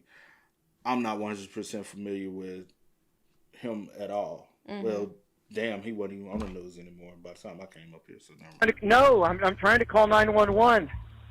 It's almost like he's talking to someone that's also present at the scene. Now, the operator is asking him, okay, what's your name? My name is Aaron Solomon. Okay, how old is the male? He's 18. He just turned 18 a couple weeks, about a month ago. It's my son. Oh, my God. Oh, my God, this is not good. Is he awake? Can Oh, he please talk to hurry. you? I don't think so. He's not alert, right? No, he's out. And he's trapped. I got 3 guys here, and he's trapped under the truck. Okay. Oh, my God. Okay, it's very strange. It seems vague. It's interesting because, you know, she says he's not alert, right? Which would imply that he should be checking on him, but it. Because I know, because we've talked about the phone call, even after the previous reaction we did. We talked about the phone call, and we talked about the tone and demeanor of him with the phone call. Am I on the fence with that? Yes, because I don't like the tone. But also, I do know in certain situations, some people like to think we're more of a calmer demeanor. You in a situation, you would be more hysterical than I would.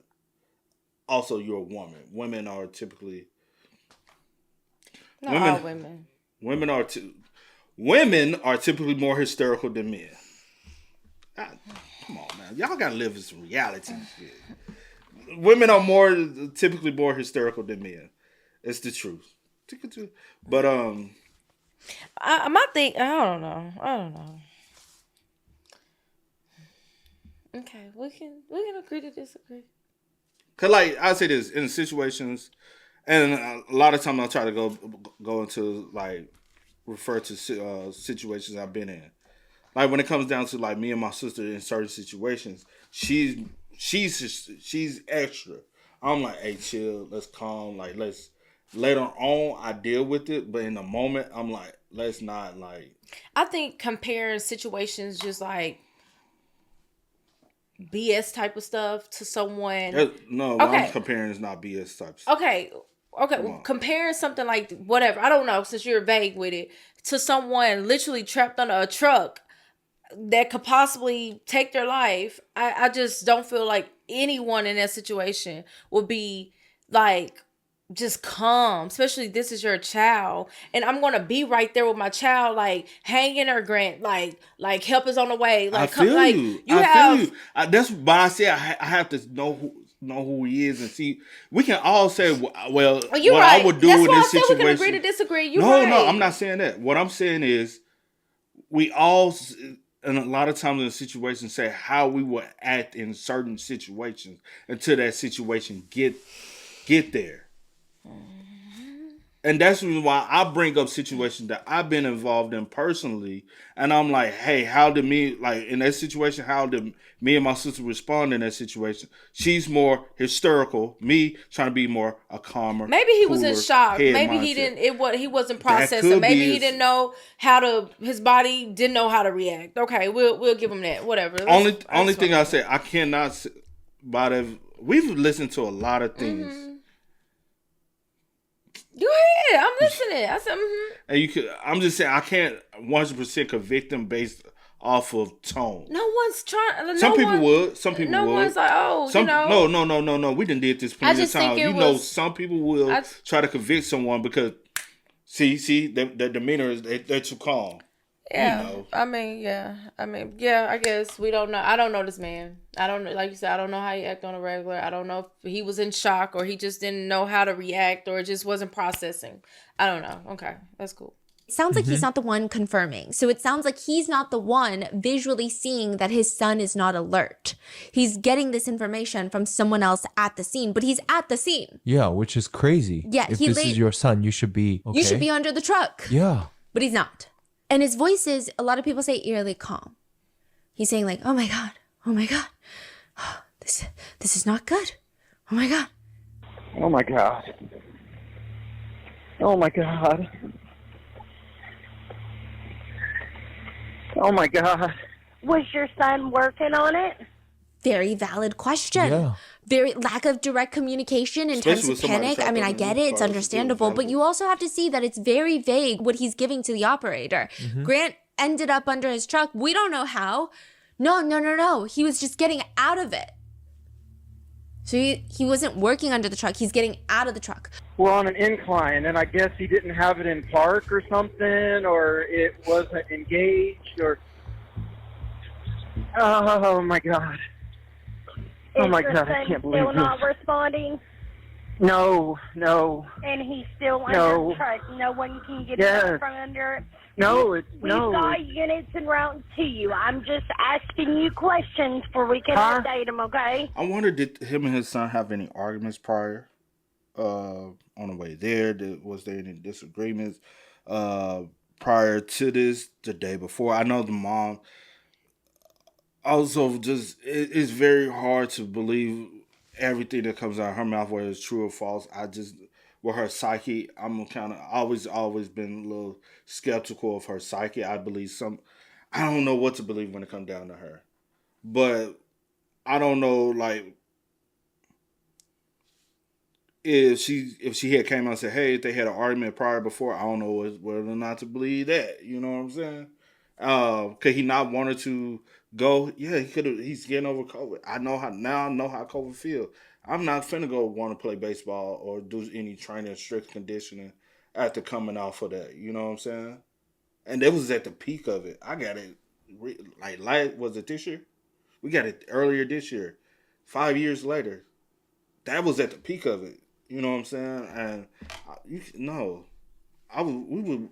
you still kind of out of it from it. But I don't know, man. I don't know. Can you check and see if he's breathing?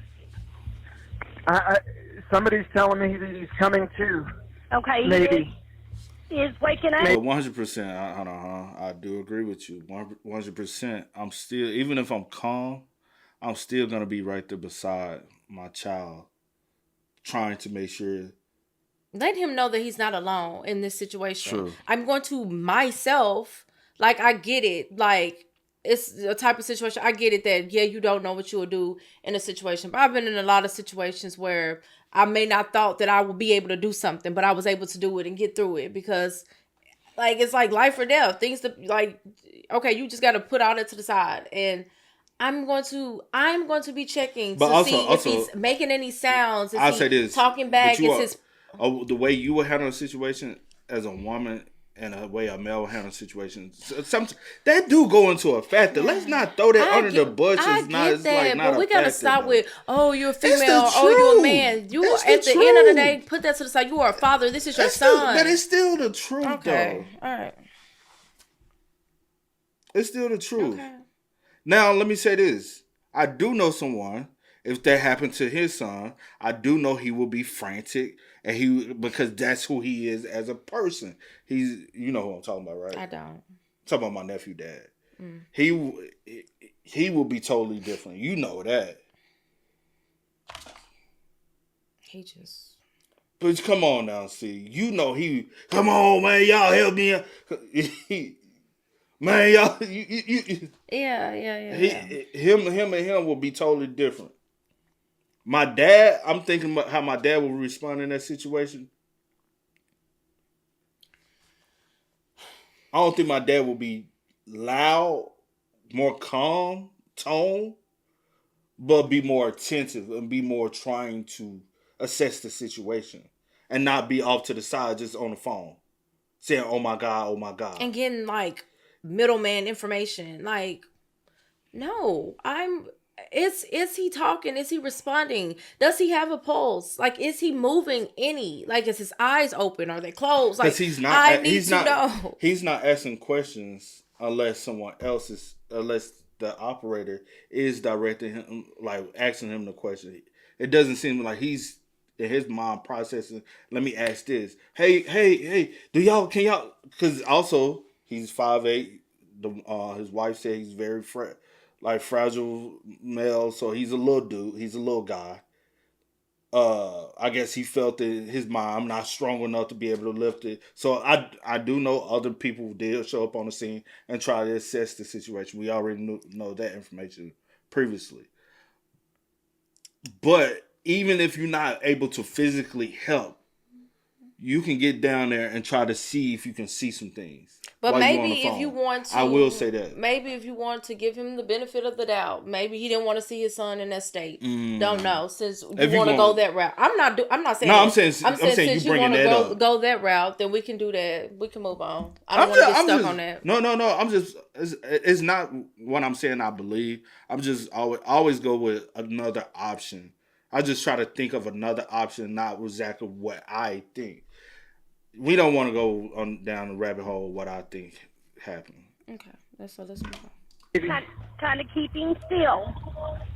So he is. Well, he can't move. I don't think he can move. I don't know. Okay, I understand. No, he can't move. He's trapped. Okay, we got somebody en route. Now, when he wakes up, he might be scared. Can somebody get down there and talk to him? Yeah, somebody talk to him. Shit. There's blood. Is he facing up or down? He's facing up. They said he may aspirate. We need to hurry. What is going on? This is such a weird call. It's such a bizarre call. So does he have blood coming out of his mouth? Yeah, there's blood coming out. Yeah, somehow it drug him down, I think. I don't know whether it was an infarct or what, or if it didn't engage the brake, or it drug him underneath somehow. Okay. They said he's facing up. Okay. But he's bleeding from his mouth. So, Grant, turn your face to the side if you can, barely, but be careful. Don't move him, okay? We can't move him. We can't move him. That provides no context. So I am going to try to give you as much context as possible after telling you about this 911 call. The training facility is located on a hill. So it's right off a pretty busy road. I was looking at like the Google Earth view and stuff, and it doesn't seem like a middle of nowhere road, which is intriguing later when you see all of the facts of this case. It's a road, then you turn right. I would imagine you turn right, and it's up this hill. It looks steep. It's a cement little pathway up the hill onto the little parking lot. It's not even a parking lot. There's no parking lot lines. It's just a few spaces you can park on this hill, and there's this warehouse on top. It looks like it's in a more industrial part of the neighborhood. It doesn't look like this very cutesy Barry's boot camp, Soul Cycle type of facility. It looks like you go there just to train for baseball, and that's it. You're not here for a smoothie next door. Mm-hmm. This is a facility.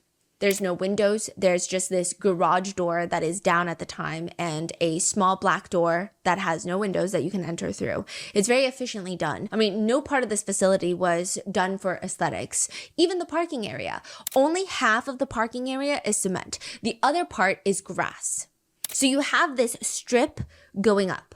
And on the sides of the strip of cement are just grass and rocks, like giant rocks. I would say they're like watermelon sized. Some of them are fist size. A lot of them are grapefruit to watermelon size. Watermelon is pretty big. That maybe there's like 1 or 2 watermelon size, maybe more grapefruit size. Yeah. But they're pretty jagged rocks. They don't look like pebbles or stones. They don't look like someone bought them and put them there. They look like they were already there. So you got all these rocks and then grass on the side. And then once you get past this little driveway, then you just have a little strip of concrete and you can park. That's it. It makes sense that they would not get rid of the grass or the rest of the hill because you couldn't even really park there because of the way that the incline is done. It just wouldn't be feasible. So they did it just where you can actually park. If you want to be very simplistic about it, parking lot is on a hill. There is a ditch at the bottom of the hill with big rocks. That's as simple as it gets. Now, the ditch in pictures sometimes looks short, but videos of people who have gone out there, they say if you stand at the bottom of the ditch where the rocks are and you stand up tall, it's maybe about like 5 feet, 3 inches tall. The ditch is 5 feet tall? So you're basically in the ditch. You're in the ditch. Like, I think it would be pretty hard to climb out of that ditch unless you walk to the sidewalk and then walk up the cement pathway, the driveway. Okay, I see. Because it's just grass. I see. Just rocks and grass. Let's see. Go on. No, you on some country shit. Yeah, you could walk up it. but you have to like dig yourself. This is how he. I don't see how the truck rolled and land in this position though. I never. It doesn't make sense coming down because it's such an incline. I would think the truck would have landed like this. With the back end being more in a But ditch. I have seen where trucks. It depends on the It'll motion. go all the way and it comes. It depends on the motion. Yeah. It come boom. Yeah. That means it had to be accelerated a little bit. Yeah. I always thought that the angle was strange, but I'm no expert at the way that I'm. You know what I'm saying? So I don't know. And my thing is, if he's strapped on the car like this, on those rocks, we know those rocks. Mm-hmm. I'm thinking he'll head trauma. Mm-hmm. Them rocks ain't. I know about them rocks. We used to pick them joints up and throw it at each other. Them rocks, some big ass rocks. Yeah. I don't see how if he's dragged underneath he should have died immediately. I'm thinking, especially if a truck falling on you, dragging you, and you hitting your head on those rocks. Or am I overthinking that? I mean, if that's your... Feet 3 inches tall. The ditch is 5 feet tall, so you're basically in the ditch. You're in the ditch. Like, I think it would be pretty hard to climb out of that ditch unless you walk to the sidewalk and then walk up the cement pathway, the driveway. Okay, I Because see. it's just grass. I see. Just rocks and grass. I see. Now, the medical report states that when emergency personnel get to the scene, they find an 18-year-old man lying on his back on large rocks in a ditch. He is underneath the front of the truck, between the 2 front tires. So his head, he's facing up, he's on his back, and his head is in between the 2 front tires. So Is this how his body was? That's how they found him. His head facing the front of the truck. I think this is a I think this is... No way. This a little more like he... That's all I'm saying. What? his feet are facing the street, but the truck is facing the facility. The medical report states the weight of the vehicle was supported by the wheels and was not being exerted upon onto the patient. So it's not like the car is crushing him. This is very important, meaning Grant is laying on his back on the rocks in the ditch. His truck is on top of him, but it's not suffocating him. It's not crushing him. Technically, if he were uninjured, he could maybe crawl out of there. I don't know if he would because of the rocks being jagged, but maybe he could if it was flat land. Upon initial impression, patient is noted to be unresponsive, but breathing, and is noted to have some bleeding from the scalp, nose, and ears. Primary assessment is limited due to inability to access the patient. Patient is with no obvious deformities upon assessment, although assessment is limited. Detailed assessment findings are as noted previously. So they're able to move the truck off of Grant, rush him to the hospital, but he is pronounced dead. And so now everyone has so many questions. What was the cause of death? It was cardiac arrest, actually. What? Yeah, so even just looking at the picture of Grant's car in the ditch, it doesn't feel right. Even that 911 call, netizens say it's very freaky. Like, why does the dad sound so cold? Why does he sound so distant? One comment reads, he sounds as concerned as somebody ordering a pizza delivery. Like, somebody, what the fuck is happening? Like, this is what evil sounds like. Another person comments, we need to hurry. That's what the dad said. Yet he isn't there to help him. Why isn't he near his son? Also, the part where he's like, Grant, if you can, move your head to the side. Grant, turn your face to the side if you can, barely, but be careful. That sounds a little insane. Performative, maybe. I mean, another comment reads, what the actual heck? I can hold my hand on my heart and swear on the Holy Bible wild horses would not be able to stop me from trying to help my child. He is not the least bit bothered. No emotion in his voice, no words of comfort to his son, nothing.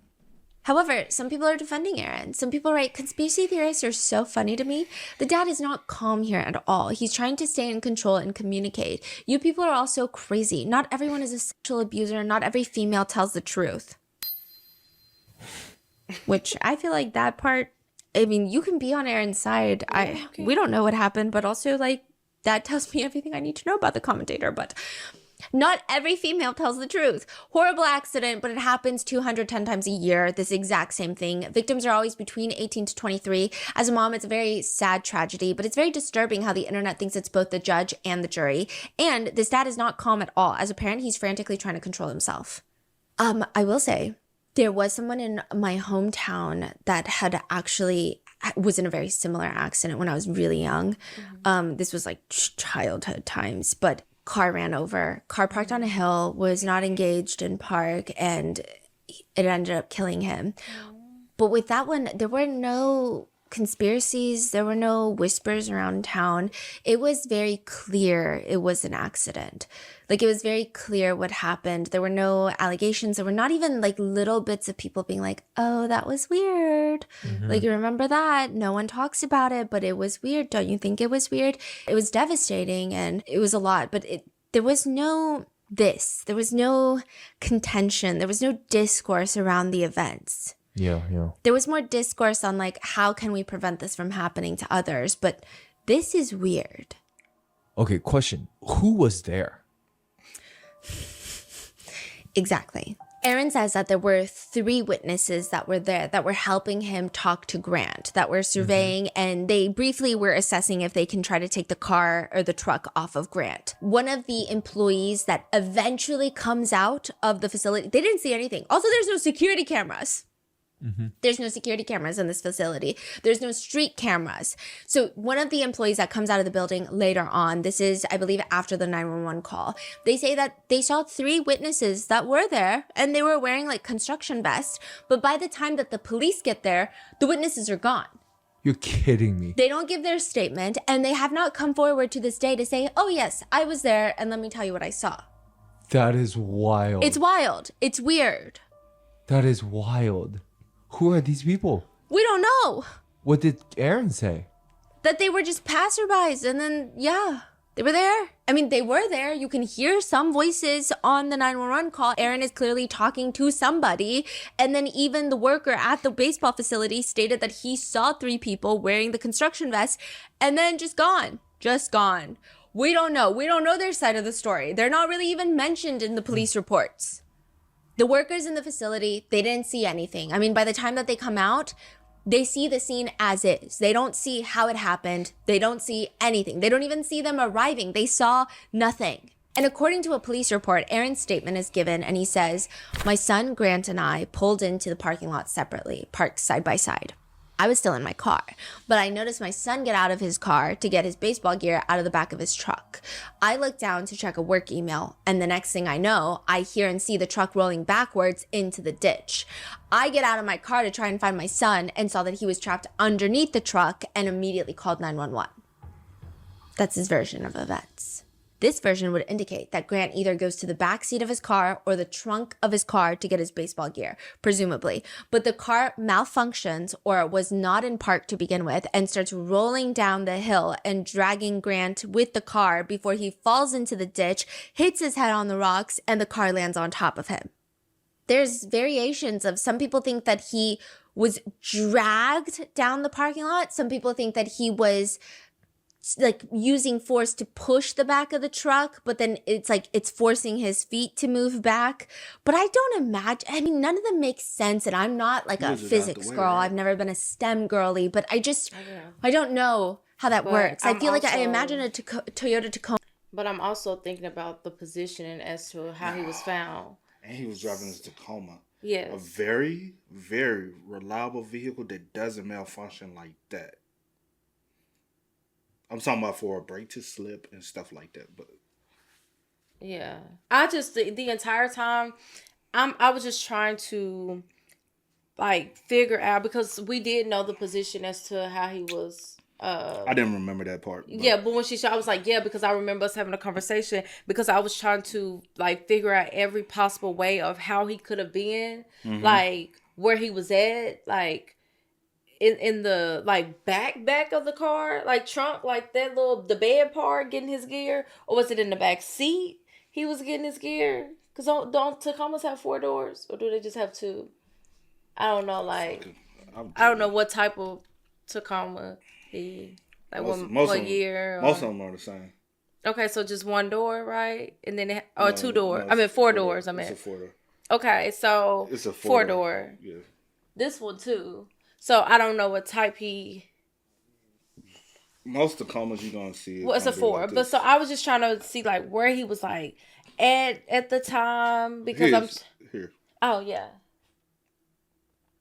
God. 4 doors. Okay. So I was trying to see where he was at the time because I'm still like trying to figure out how he got into position. Was his gear in a backseat or in a the bed? That's what I'm saying. But I'm trying to figure out like his positioning as to how he was found and how the truck was. Because I don't understand how his body gets.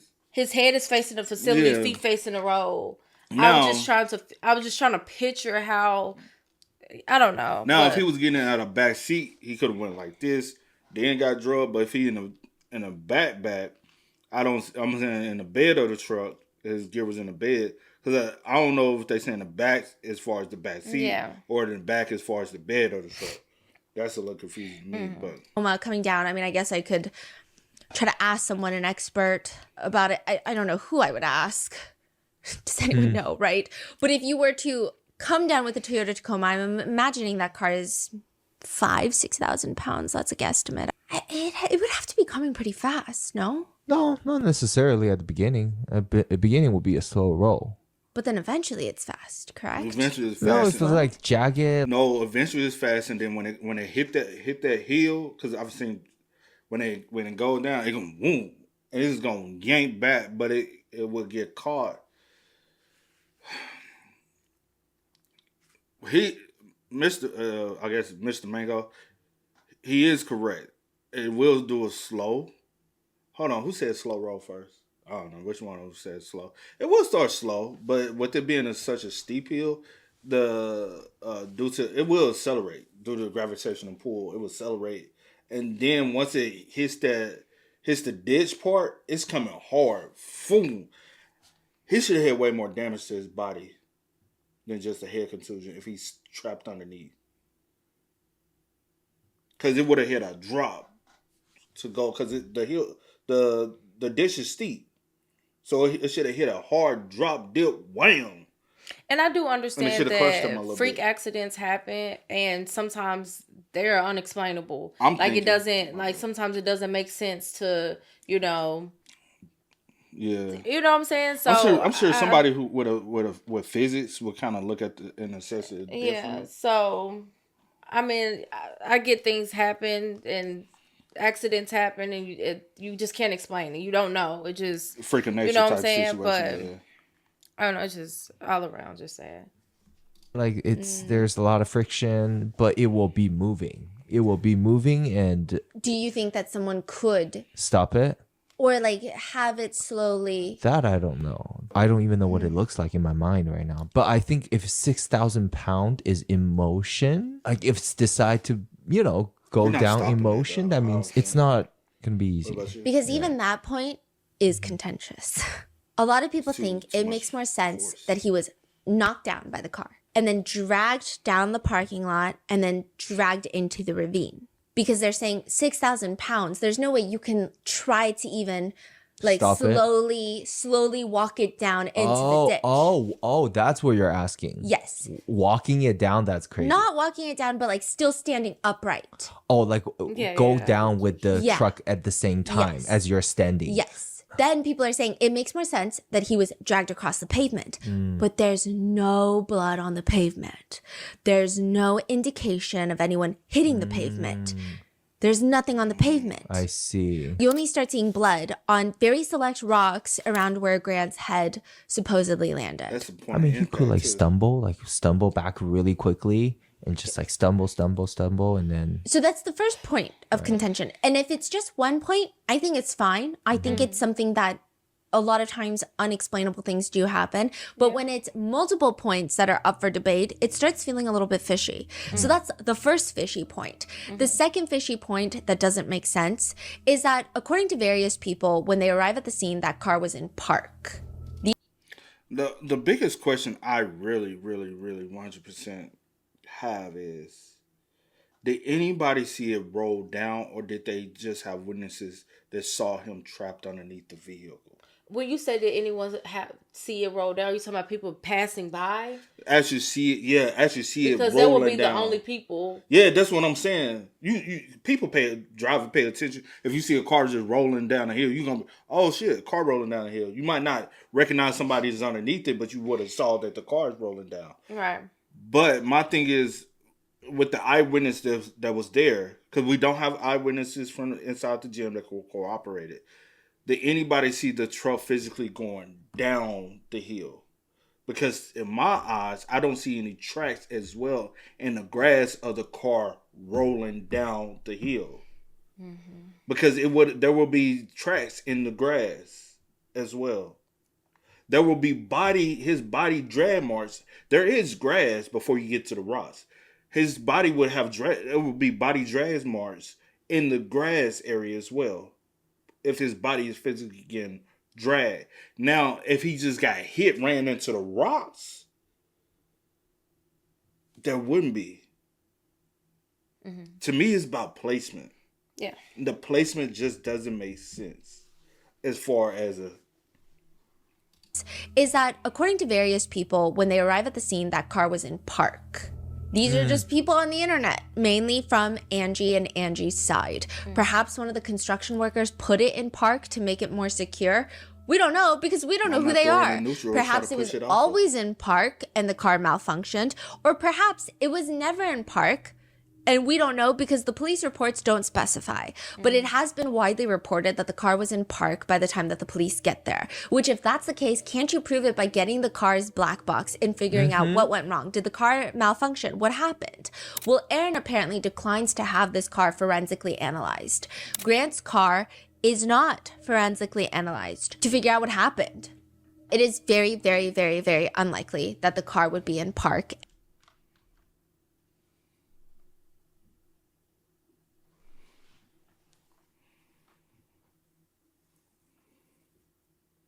I know I'm pausing a lot, and I do apologize, but I'm examining something right now. Do you see what I see? What's the trash? That's part of it. What you trying to indicate? There's a drink with drink in the inside of it, in a cup. Did they originally show up here at the facility first? Aaron and Grant Aaron said, hey, let's go grab something to eat or something. On the way back, Aaron is driving his son's truck, runs him over some type of way. I'm just asking. I'm just like where are we going? Because at once I'm trying to figure out where your mind is. No. I'm trying to figure out where your mind is. Because at one point you was on one. No, I said I was never. You assume that I was. Okay, I was. I get the. I just said let's look at it at a different way. Mm-hmm. I just always say let's take multiple different angles. I did state that you do not want to know what I truly think happened. Mm-hmm. But there's two drinks right here. That indicates to me there's two people possibly in this vehicle. Because the drink that's in the floor bed, I don't know if people can see, but this drink right here in the floor bed actually has still liquid in the inside. Mm-hmm. And it appears though there's no straw in it as well. Mm-hmm. I don't know. I might be tripping. That just may be me. But honestly, in a situation like this, anything is tossed up in the air. It is. You can't rule out anything because it hasn't been an investigation. So you can't rule out a single thought, a single assumption, a single theory, a hypothesis, however you want to put it. Yeah. I'm not wrong. Whatever question you have or not question, or theory you have, it's not wrong because they haven't ruled out anything. What happened? It is very, very, very, very unlikely that the car would be in park and still roll down the hill like that, wouldn't it?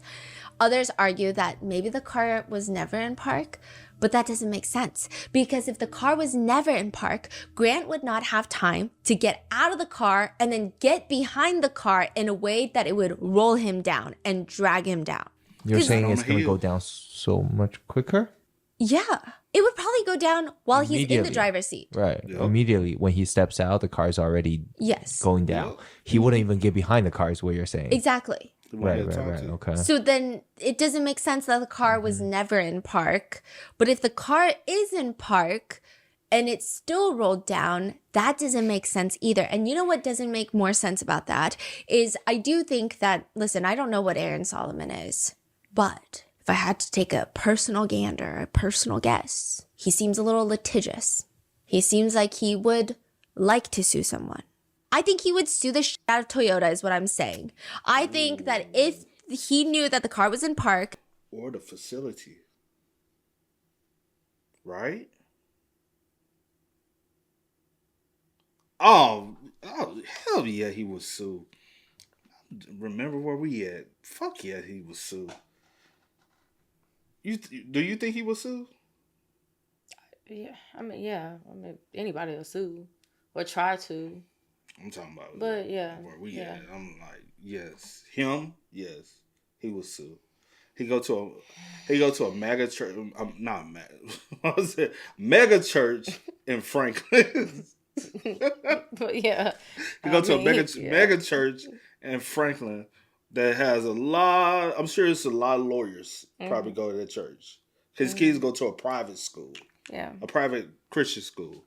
He's 100% suing. But the only reason that's kind of like with that with the truck situation, with him not even like seeing about like if the truck actually malfunctioned. What you want to see? Yeah, if you want the truth. If it's your son. If you want to know exactly what could have happened, did it malfunction? Did it slip out of gear? Because I'm suing. You know what I'm saying? Wrong for death lawsuit. But yeah.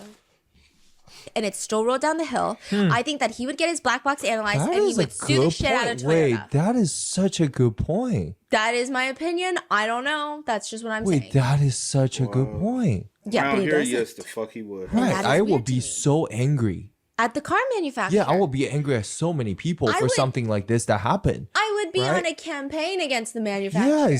Yes. Which also, I do love a Toyota. They're very reliable cars. So that's also another point that people are like, Toyotas, especially the Toyota Tacomas, in recent production, they're like really reliable because they're made for working cars. But but he doesn't. He doesn't get it checked out. He never talks about Toyota ever again. He's never like posting on Instagram like, "Don't buy a Toyota." Nothing. I mean, maybe he does privately, or maybe he has and I just haven't seen it. Is my personal opinion that I would assume that he is someone that would like to take legal action against a massive corporation. But more than that, even in both versions, the end placement of Grant's body is very strange. He lands on his back with his face facing the street. The car is facing the facility because it's reversing down. So he parks with his front facing the facility and now it's rolling downhill. But his body is facing the street. So you would have to imagine there's some sort of tumbling that's happening. But if there's tumbling that's happening, they can't really. Angie says that when she went to the scene, she couldn't find other points of blood to indicate a tumble happened, like impact 1, impact 2, impact 3. It's just right where his final resting place is. So it doesn't make sense, is what she's saying. And a lot of people have been trying to do accident recreations through words, which is very difficult to even envision. But it's like, no one can agree that this makes any reasonable sense. It feels like Karen Reed all over again in the sense of like, even if you really want to believe it, it's so hard to even picture it in a way that doesn't feel like it's straight out of like a movie because it doesn't make sense. Like you have to work really hard to make it make sense visually. He doesn't have a lot of cuts or abrasions on his body to indicate any sort of rapid or intense tumbling or skidding or dragging had occurred. And it's strange. Even then, let's say his car is falling. He realizes he has nowhere to run and doesn't run sideways, which maybe he can't. So he just tries to outrun the car and runs into the ditch. So people were thinking that. People are like, okay, maybe it's weird. So maybe he turned around to run away from the car, to outrun it, right? And then he jumps into the ditch and then he lands on his feet and then maybe he lands on his back hitting his head and then the car lands on him. But there's no fractured ankle. There's no broken ankle. There's no trauma to the ankle. I mean, it just doesn't make any sense, especially when you're landing on jagged rocks. I do believe that you can probably jump 5 feet down and you'll be fine. But on jagged rocks, There's no way. A lot of people are having a hard time. How is he facing on his back away from the building? One thing that for me, when we first reacted to the other one, Yeah. I was like, all of this is happening. I get that it's happening quick. Especially, I get that. But your daddy is sitting in the car right next to you. And ain't no You know what I'm saying? Like, did he not scream out? Did you not hear anything? Did you not see that all this commotion is happening? Did you not see are you so like in your phone? Or are you not paying attention? And I know some people will be like, people in the facility. I don't know if the facility was loud or not, too.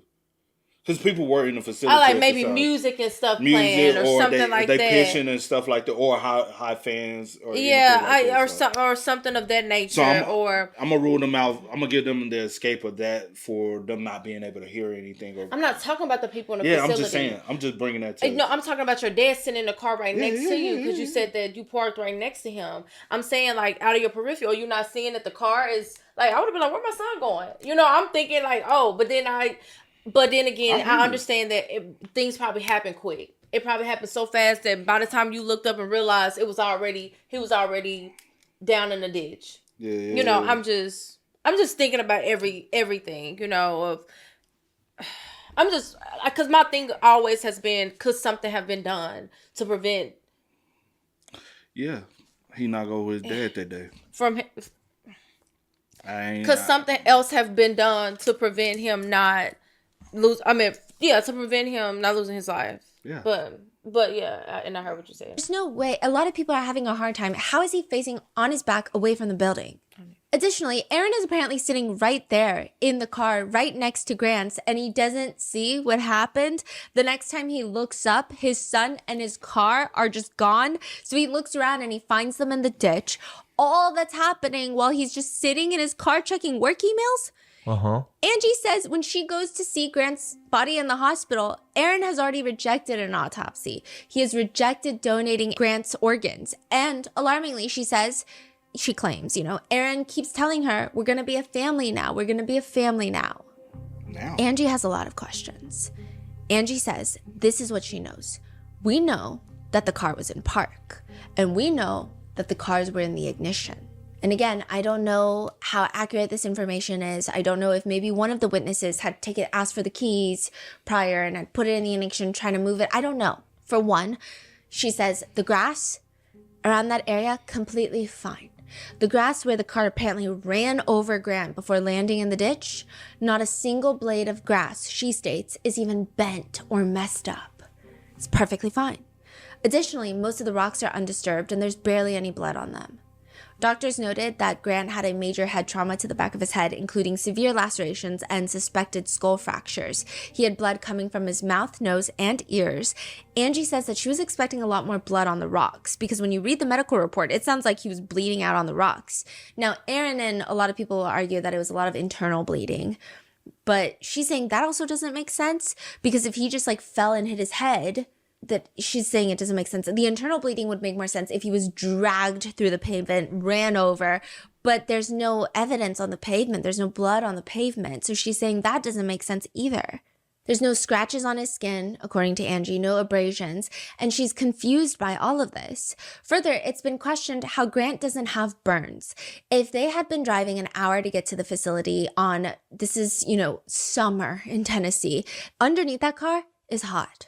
It's very hot. So if you're in contact with the vehicle, I did ask someone about this. If you are under a car that has been driving for an hour, like if you're a mechanic and you get up under there, if you touch the car, you're going to get burns on your body within seconds. Perhaps the argument is that Aaron wasn't physically touching any part of the car, but the person that I asked, they said that a lot of mechanics, they still would recommend not because there's radiant heat, especially if you're not really accustomed to it. You're going to feel it could burn you. Now, there's no record of any sort of burns or anything. According to a Instagram account called Freedom for Gracie, now this is the contentious, highly argued Instagram account. Aaron says Angie is operating it. Angie says, no, I'm not. Aaron wants there to be a subpoena for the IP for the operator of the account. It's a whole thing, but it does appear that whoever is running it is very close to Angie because there are a lot of documents that they're able to get their hands on and post on that account that only Angie would have. I don't know if she's the one operating it. I don't know if she's one of the people operating it, one of the many people. But it's very, I don't think it's highly debated. Why can't she be operating it? Well, because there's a lot of potentially defamatory things on there. Oh, okay. Yeah. I see. Okay, so he's like, if you're talking about me under your name, I'm gonna sue you. Yes. But instead, it's a Instagram account that's talking about them. Okay. And Angie is like, that's not me. Now, this Instagram account states that a Summer Regional Medical Center document reads that the medical examiner stated his cause of death was cardiac arrest, cause unspecified, blunt trauma arrest with traumatic brain injury. The caption for the Instagram post begs the questions. Why does Grant's body not have bruises, scrapes, lacerations, burns all over it if he was dragged across the pavement, riprap, and rocks while being dragged under a truck that drove for an hour? Wouldn't it be hot under that truck, causing burns on his body if he's stuck under it? If someone is dragged across pavement under a truck, wouldn't there be a bloody trail? Wouldn't Grant have yelled, screamed if his truck started moving if he was out of the truck? The question is, how do you get hit by a truck, roll under the truck, somehow attach to the truck, get dragged by the truck, get thrown in the rocks that are at a vertical angle, and miraculously land under the vehicle without any other markings on the back of your body? The Instagram account alleges Angie remembers when she saw Grant in the hospital. His body looked perfect. She was expecting him to be mutilated with blood everywhere, but instead, he just looked like her Grant. She was in shock at the time, but she remembers thinking in her head, not a scratch. His body is not squished. His body isn't torn to pieces. Nothing. And there's really nothing. The witnesses are gone. There's no CCTV camera. We just have Aaron's version. And Angie decides she's going to grill him about that day. And she's going to record him and make sure that his story never changes. And this hour-long recording is up on YouTube. Aaron states they had gotten there early. No rush. See, this is where, again, people are like, did you have an appointment? Did you not have an appointment? That's why the appointment thing is important. We had gotten there early, so there was no rush. We have time. And he says, the last time I see him is literally like right here. And he's like showing Angie how he's closing the front door of the truck. The truck is there. They're like using the truck right now as like a show and tell. So confused. And the truck looks fine. That's another thing. There's like no damage to the truck. So he's like opening the driver's side door and he's like closing it. And he's like, yeah, this is when I last see Grant. And then he motions like he's about to open the back door. So he's saying the last time I saw Grant, he's getting out of his driver's side, closing the driver's side, and then opening the back. Or it looks like he's trying to open the back. I look down, then I look back up, and I see him because we were early. We had like plenty of time, so there was no rush. We had our time. So the last I see is him literally right here closing this, about to open this. And I'm thinking, oh, he's just going to get his gear, and I'm going to check this email to make sure it's not important, and then I'm going to get out, and we're going to go in. And that's the last you saw him was right there. Yes. And the truck wasn't rolling at that point, because you would have noticed it. Right. But when he gets out, he doesn't see Grant. He sees Grant's car at the bottom of the ditch and, quote, I'm not thinking worst case scenario at the very beginning when I first got out of the car. I start coming down this hill, and at first, I'm looking through the windshield to see if he had hopped back in by chance, because I don't see him standing there. So he's like, oh, did he get into the car? And now But you also would have heard the car go boom, boom. Because it's going down the hill. Bro, I've seen a car going down the hill. But then you hear it. Keep in mind, if we're not hearing screams, like say for instance he yelled out. He could have been not, but also. No, I'm saying prior to, because we did the music thing. If the facility was loud or the fans. I'm talking about the dad. I'm saying the dad. I was giving an out for the facility, not for him. Oh, okay. I was talking about the people inside the facility. He had like driven into the ditch. Mm-hmm. So I'm like, maybe he got back in somehow and I don't see him. So I'm above the hill and I look down and he says that he could tell instantly that Grant wasn't covered up by the wheels. Like none of the wheels are on Grant. Oh, he saw him immediately under the truck. Okay. Yes. And that's maybe why he sounds so calm. How the fuck you gonna see him underneath the truck unless you go down? Because you're also not gonna see him from the hill underneath, right? I have to go there and analyze it for myself. No, I do not want to go. But I'm just saying, if I was like that type of person, I would have to go and like analyze it for myself, which no, I do not want to. But yeah. Because also, I'll say this, to take it how they probably left early from Franklin to go to Gallatin thinking traffic, but then around that time, traffic was not as bad in Nashville as it normally be. And so they was able to make it there earlier, way earlier than they expected. So that's the reason why he said, "Hey, we had time. We had time." That I'm just giving, excuse me, because during the shutdown, traffic was very light. I don't know if you can remember it, but I was like, "Bro, this is not normal Nashville traffic." Traffic was super, super light. You can move around and do things and not have to worry about traffic. I was loving it. In the 911 call. What? I don't know. In my mind, in my opinion, in my personal personality and my panic for loved ones being in danger, I can't relate. But Wait, he said that's why? No, he lists a bunch of other things. He says he didn't see him being crushed by a wheel or anything. Aaron is explaining to Angie that he clearly saw that the front tires are not on top of Grant. He is not sure if the back tires ran over Grant. He doesn't know anything. He says, I don't know. I didn't actually see everything happen. He says that he doesn't jump down the side of the ditch because he's immediately calling 911. But also a couple of guys were telling him he needs to sit down right now. I was more in the front of it, and I'm calling 911 immediately. People are like, man, you need to sit down because you're... Indicating that he's so distraught that maybe it's best for him to not go down into the ditch. What? What is going on? Aaron theorizes out loud. Also, are those guys just happen to be there at the right time? That doesn't make sense. If he's calling the cops and they're already there before him, we know 100% there were people there because it's on the call. We think that there's 3 guys. The employee could have been wrong, but we can at least hear one other voice. Aaron theorizes out loud. Let's say by chance the back door caught him. So he's saying maybe by chance he opened the back door and the car starts sliding down. Let's say by chance the back door caught him and he gets knocked out somehow when he first hit. And it drags him down the parking lot, down the ditch, and he tumbles down through the ditch. His head could hit 2-3 times. He states that the car bumper was basically on the street because it fell down the side of the hill with so much force that... But I would think the front end was crushing. Because it would have came down, and for it to come like that, it would have... I'm thinking front end would have crushed him, though, because he's underneath the front end. But he has no body physical damage. No bruising to the body. It doesn't give me he was... It just went bloop, back up onto the street. Back up on the street? Okay, to give you an idea, the ravine, the little ditch. It's like a tiny incline back up onto the street. So down the ditch and then a tiny little speed bump. And that's the street. Okay, so he's saying it just fell with so much force that it almost went back up onto the street.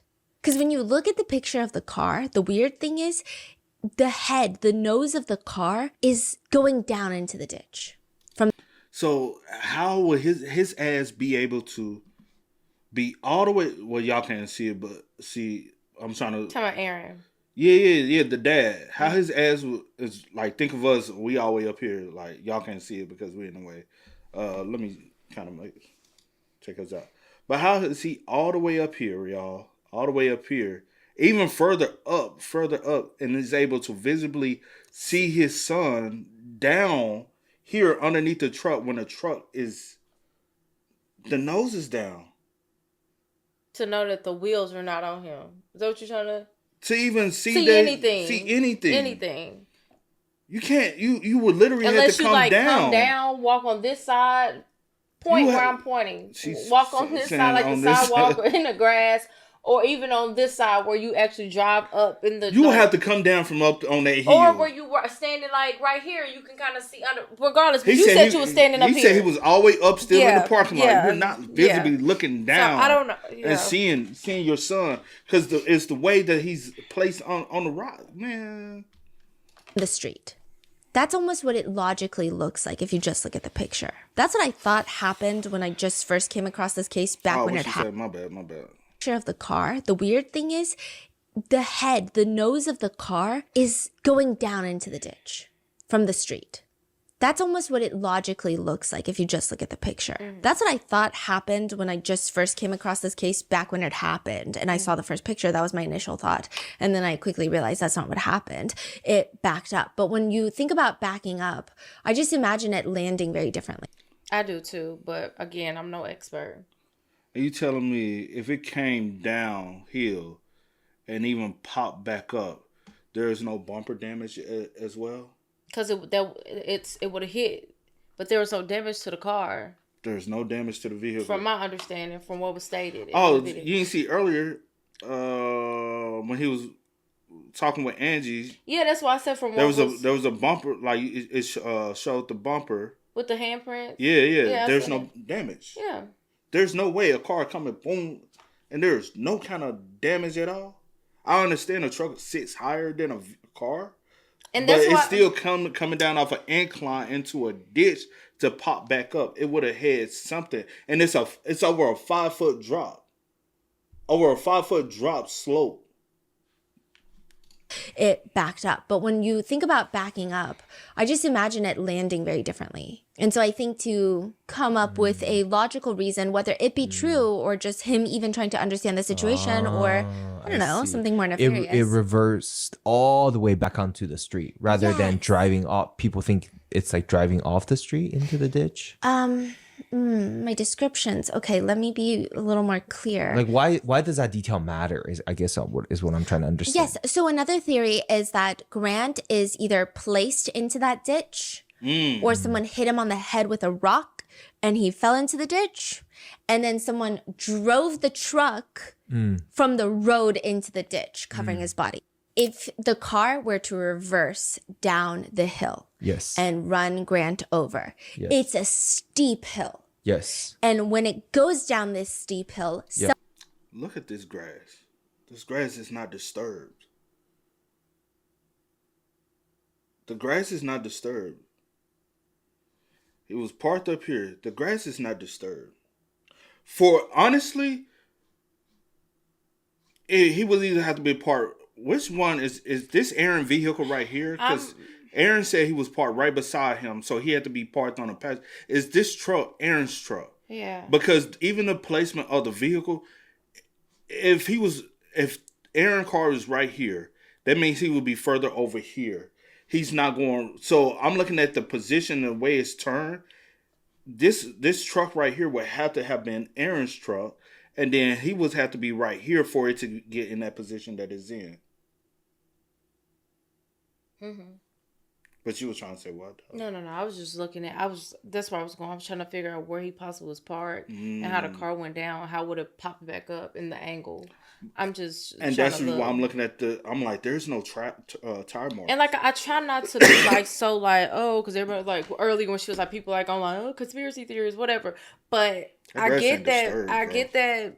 Like, some things cannot be explained, and like I said earlier, these freak accidents happen and things of that nature, but some things just don't make sense to me, and I know this never made sense to me. And I'm like, if you are an expert and you know how things are and how it will be, then please explain to me. Let me know. But you know Tennessee grass. You know grass look like this. If a car going down at a rate of speed of any sort, you would see some tire marks in that damn grass.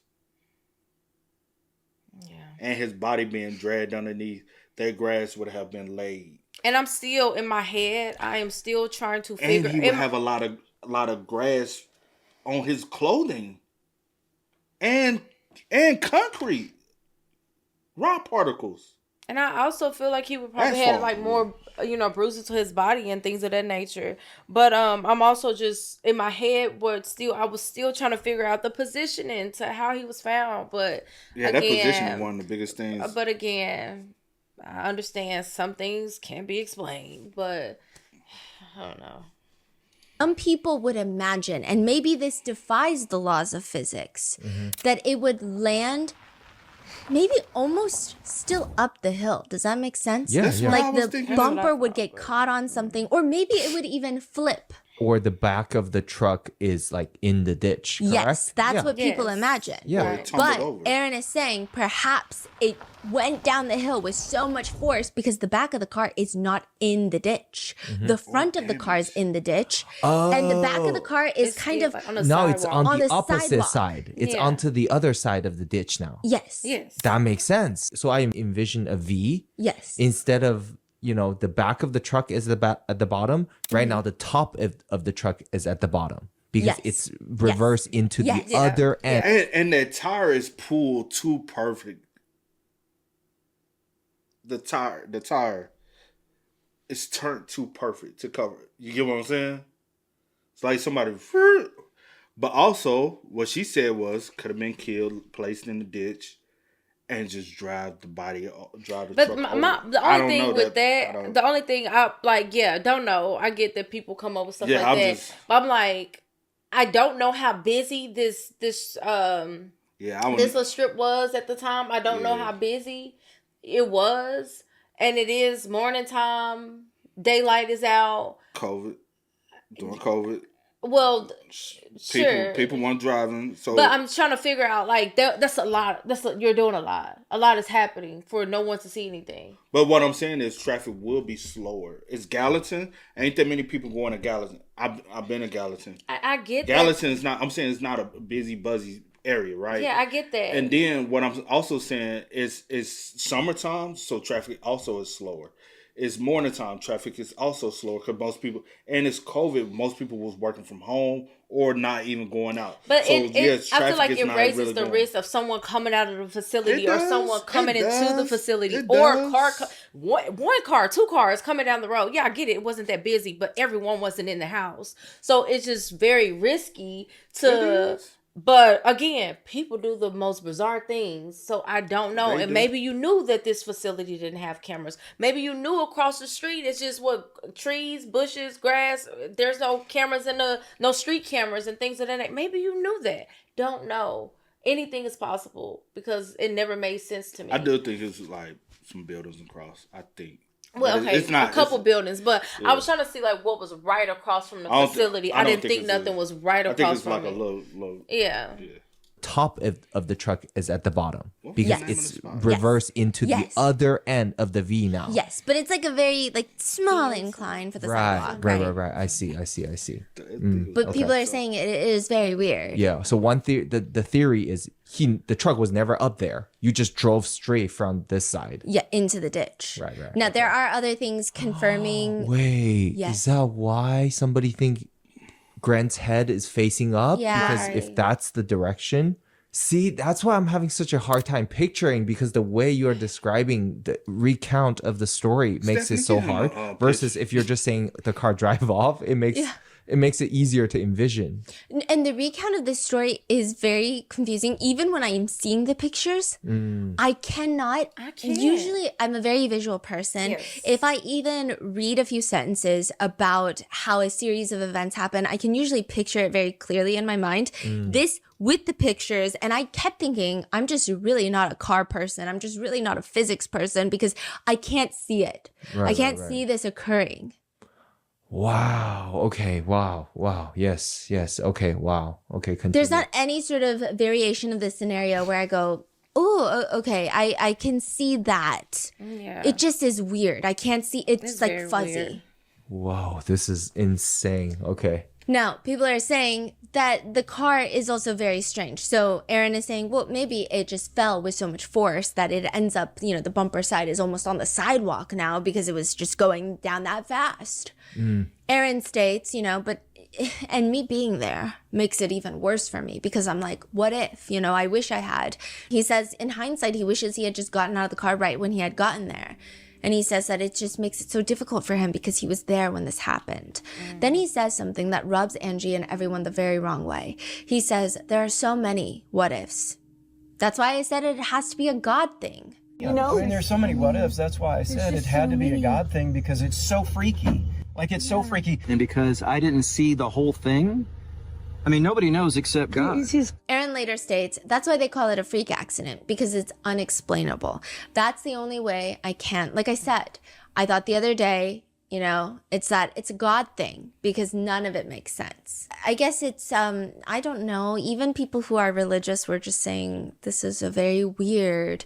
Usually a lot of religious people will say, if they ever experience something as traumatic as their child passing away before them, there is initially a lot of anger with God, and there might even be a testing of faith and perhaps even a loss of faith and a turning away from religion after incidents like this. But the fact that he so very quickly is like, it's a God thing. What do you mean it's a God thing? Like, God wanted this to happen? Like, that's very odd. It's not a normal thing to say. And I'm not a religious person, but a lot of religious people in the comments have been saying, no, that's weird. I just would not ever say that as someone who is a strong believer and is someone of faith. Now, Aaron is saying that he's holding it together for the 911 call, trying to be there for Grant by getting the authorities there as quickly as possible. Let's say that's all true. He's so distraught that he can't even see Grant in the ditch because he will freak out. He cannot even go near Grant. He can only stand on top of the ditch and call 911. If that is true, tell me why this distraught man is now laying in the rocks at the ditch to recreate the scene for Angie, and it's being recorded. Aaron straight up gets down on his back on the rocks, head up in the clouds, just staring blankly while Angie is filming him, and Aaron is placing his body where he states Grant's body was. And one of Angie's friends, who happens to be there, you just hear her say, Aaron, you don't have to do that. You don't have to do that. Oh, Aaron, you don't have to do that. He's like this. You don't have to do that. But Aaron just keeps casually saying, like, he's like this. The 911 call, I kind of understand a bit more. I do think that when things get really, really high stakes, I actually can present more calmly than when things are just kind of high stakes. Like when things are just going wrong, I'm full panic mode. But then when things are like really severe, I can actually be a little more calm. So I can understand why some people can come off more cold in these moments. So like that part, the 911 call, it's weird. I will say it's weird. I'm still in the ditch.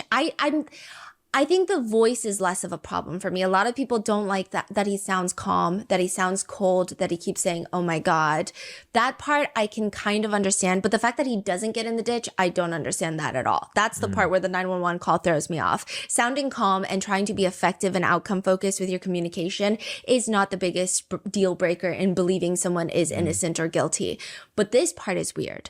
That's the level of calmness in the 911 call that he depicts because he states that he's trying to keep it together. But now that he's had time to process it, and now that he knows that his son is deceased, there must be some sort of unraveling of emotions, and almost like the shock and the grief is now hitting you and you must present something, right? But no, he's just laying in the ditch in the rocks being like, oh yeah, he was just like this. And this is recent? Yeah, yeah. Right after? Yeah. Huh. And he didn't seem emotional about it? No, he seems like he's trying to explain the situation. I don't know if it was like the day of or the day after, but it seems, at least the insinuation is that it was very close to the incident. Because they're talking about the grass and how the grass is not dented and bent. Oh, they're at the site checking out the condition. I see. I imagine if it was taking place a week later, they would not be able to point out those things in a way that makes it a deal. Was police investigating right away? I don't know what the police were doing. They said they investigated, but they very quickly closed the case. And they don't really give us factual information on why they closed the case. They don't tell us, hey, we did A, B, C, and D. We've come to the conclusion that there's no foul play. They're just like, no, it's a closed investigation. Naturally, after this, everyone, especially Angie, is more confused about what happened that day. She said, 1, there was really no investigation. 2, wasn't Grant's truck found in park? 3, so it went out of park and then back into park and then was completely fine to drive after that? I would want to put the car up there again just to see if it will roll down in park. Or that's true. Right? If I'm the dad, I would do that again. Just to check and show like, okay, there's something. Just throw that motherfucking neutral, because you would know where this is where we park. Let me just place the car in neutral, y'all get out the way, and let's just see how the car would perform. First, put it in park. See if the heel will cause it to slip out of park. All right. Even if you don't put the e-brake up, right? Just see if it could slip out of park. All right, it doesn't slip. All right, let me throw it in neutral and see how the car rolls forward. Because there's no damage. All right, let's see how, see if it's going to create any damage. I agree with you. I'm still stuck on the fact that he got in this ditch I'm still stuck on that. Especially. And for those, I'm trying to find so I can see the like area. That's why I'm typing over here trying to Google, because she had the building, WPP. WPI. Is Oh, that I? WPP. Maybe it's a fancy P. Or is that I? No, it may be a P. WPP. It's now they changed the name. No. It's right here. So this is the facility, right here. This is the facility. You was right.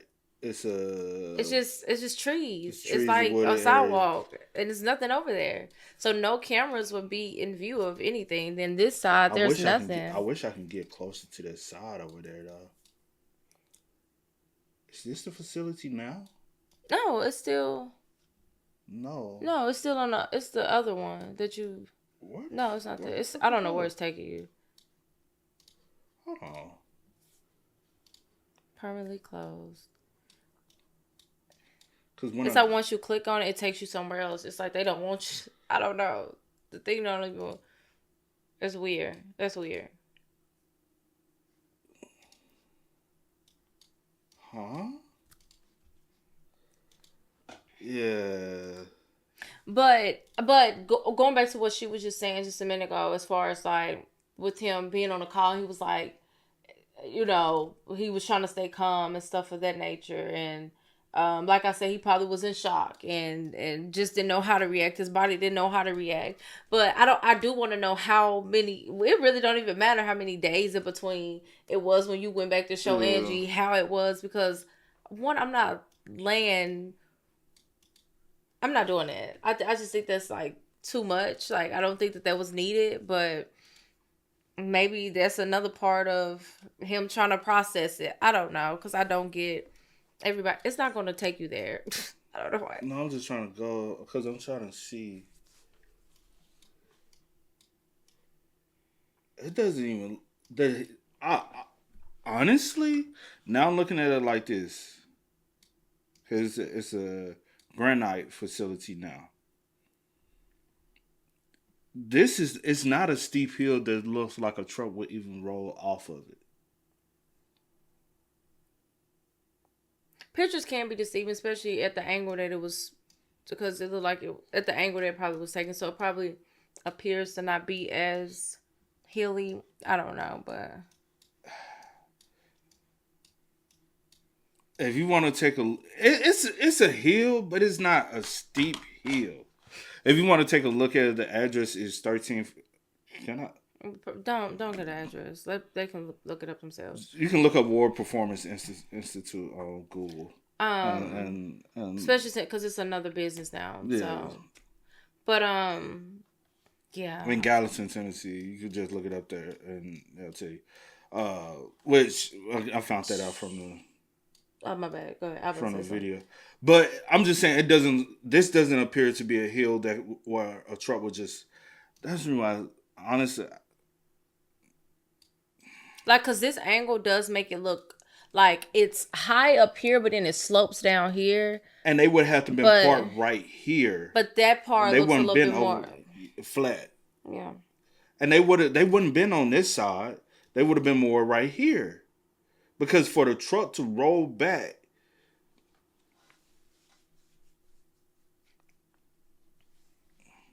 doesn't make sense to me. Does not make sense to me, but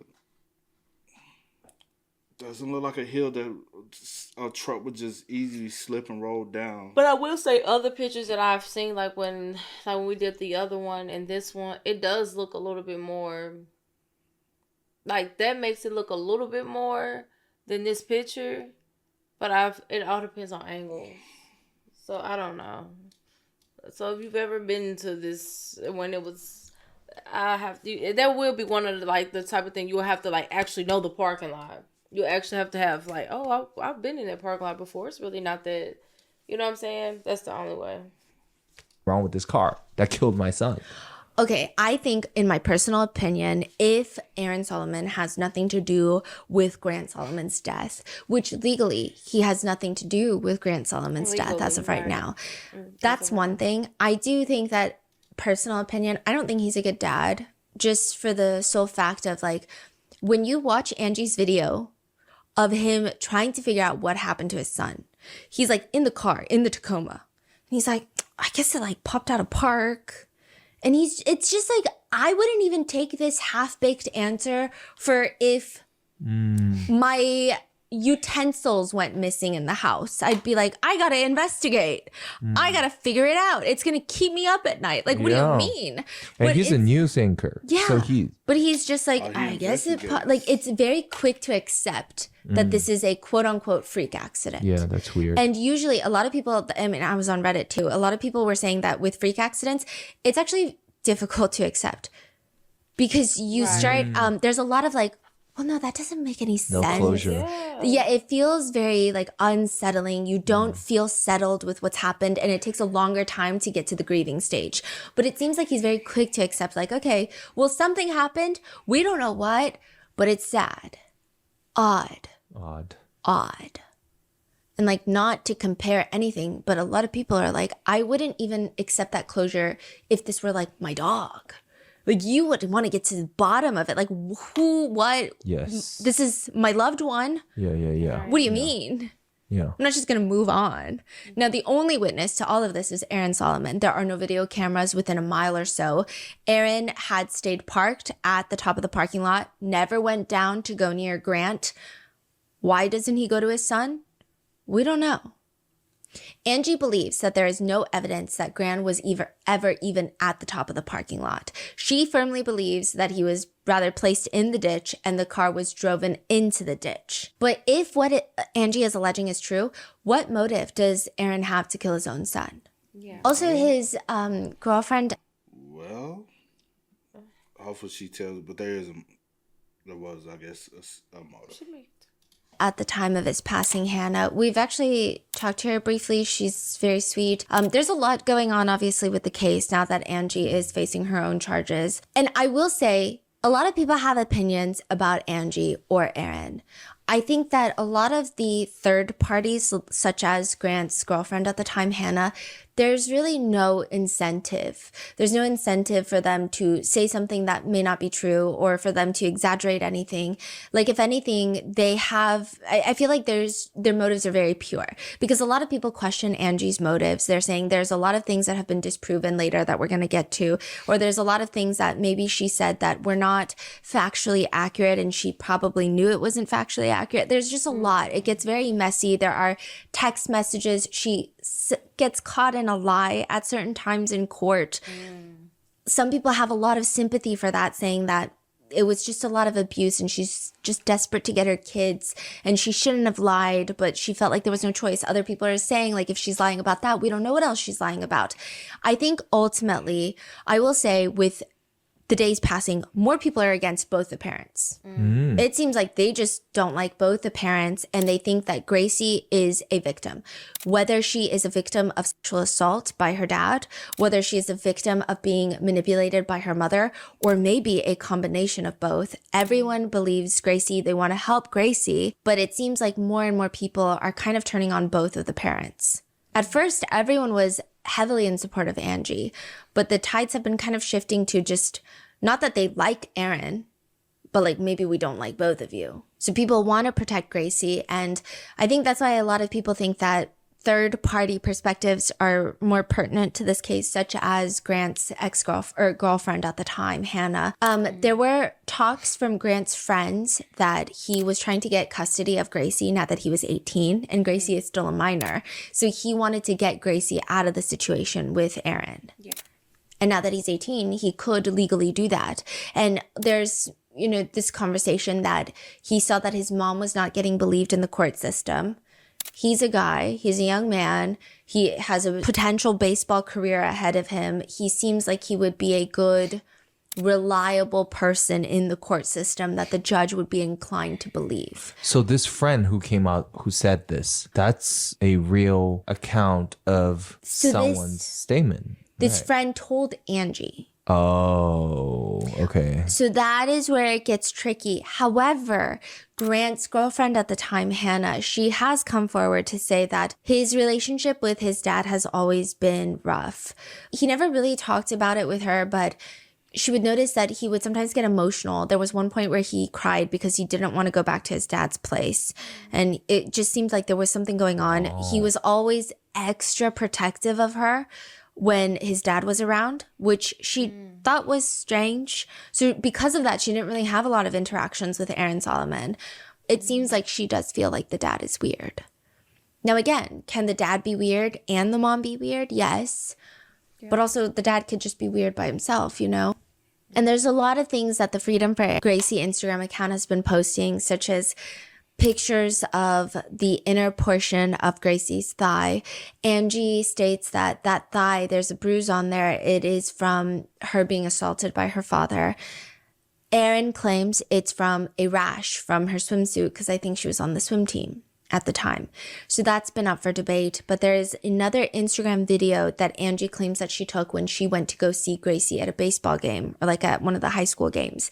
And it's talking about how Aaron would put soap in her during bath times and it hurt and she didn't like it. How far? Yeah, when Dad did the soap, how far did it go up there? A lot of people have problems with this video being posted. The video of Gracie's talking? Yeah, you can hear Gracie talking. You can't see her. It's almost like Angie was hiding her phone. It's so hard because I do see people's own perceptions and stories tainting their version of events. Some people who have had very narcissistic parents growing up say this is exactly what my mom or dad would do. They would plant these stories in my head, and the way that Angie is leading these questions and saying things like, tell me what your dad would do again, it's exactly like trying to get ammo on camera and use it against everyone. Yeah. So those people are pulling from their own anecdotal experiences, which, I mean, are completely reasonable, right? We're all human. And then other people who have been essayed by family members or in general are saying, I mean, this is what happens. This is the only evidence you can get because you can't really gather evidence. And like, you would be surprised at how often this happens in family units. And so I think it's just really difficult to say. Yeah. It's just hard. And then I start getting in my own head of like, okay, well, am I tainted by my own personal experiences on how I personally feel about this case? Not that my personal opinion even matters in any sense of the case, but. And there's also this video of Aaron where he goes to pick up Gracie from her school. Gracie does not want to go with Aaron. She's like, I don't want to go with you, Dad. I want to wait for Mom. I want to ride with Mom. All right, so then after the party, you go with me and Grant to Mississippi. I don't want to go to Mississippi, please. I just want to. At this point in time, it seems that Aaron has custody of the kids. And so he's saying, we've had this conversation a number of times, but it's going to stop. Gracie will be coming with me at some point, whether you like it or not. He's talking to even the school administrators. It will happen because I'm not going to continue to allow us to be breaking the rules, and you shouldn't be allowing it either. And it's not just about what you want right now. It's much bigger than that. And I've tried to play nice and be nice about it. And you've been with your mom way more than you're supposed to and way more than what the judge. And then Gracie is like, but I want to. And he's like, it's not about what you want. It doesn't matter what us three think. We've had this conversation a number of times, but it's got to stop. Gracie will be coming to me at some point. Whether you like it or not, it will happen. So even this clip, a lot of people are pulling from their own personal experiences. Some people are saying, I had a parent just like this. They were heavily abusive. Like, this is their nice side in front of people in public. Imagine what they're like behind closed doors. Other people are saying it just seems like he's being very firm and probably not nice. But it's not. He recorded this? No. Oh. Yeah. Who did? Well, Freedom for Gracie posted it. Who's holding the camera? Like, you can't really tell. Just somebody's holding the camera? Yeah. I mean, maybe it's Angie. Oh. It's just a video of him. And Gracie. Like, it looks like a secretly recorded video of Gracie and him. Okay. Yeah. Regardless, Angie says that Grant wanted to get his sister out, and Angie believes that Grant knew that Aaron was not happy with this. She says, before Grant left that morning to go to Gallatin, he stopped in front of my door and said something that was so out of character. He said, Mom, I don't want to die in Gallatin. So I begged him, I pleaded with him to not go, or I would go with him. Let me sit in the parking lot. I thought he was talking about his lungs from COVID. He was getting over that. We had to have x-rays done and see doctors. I didn't want to be a helicopter mom, but I just thought it might just be that, the lungs. He said, no, Mom, you're not going. An hour later, I got a phone call that he's gone. The GoFundMe for Justice for Grant reads, Aaron Solomon, who is currently free to roam the streets as if he weren't a rapist, molester, and murderer. We believe Gracie's older brother and protector, Grant, lost his life at the hands of the same man, the only witness to Grant's death, who has yet to tell the same story twice. Aaron Solomon was never investigated. The case was simply closed. With your donations, we will bring this man to justice before he can do any more harm to Gracie and her mother, Angie, or anyone else. Gracie needs help paying her legal fees, and Angie needs help hiring people to do the work for Grant that the Tennessee Bureau of Investigation and the Gallatin Police Department have refused to do. We can't let the good old boys win. Grant lost his life at a time when he was just about to speak out against his father for sexually abusing his little sister. It was his life's mission to protect Gracie, and now he can't. Gracie demands the safety and freedom that she's been denied over and over and over again, and she demands justice for her brother. She demands accountability for the corrupt court system that put them in this position and the corruption that continues to deny them justice. During Grant's vigil, a candlelit vigil, everyone was chanting justice for Grant. People were holding up signs, reopen the investigation, stop denying the truth. But the police won't. They won't open the investigation. In Gracie's YouTube video, she states, I'm so scared of Dad.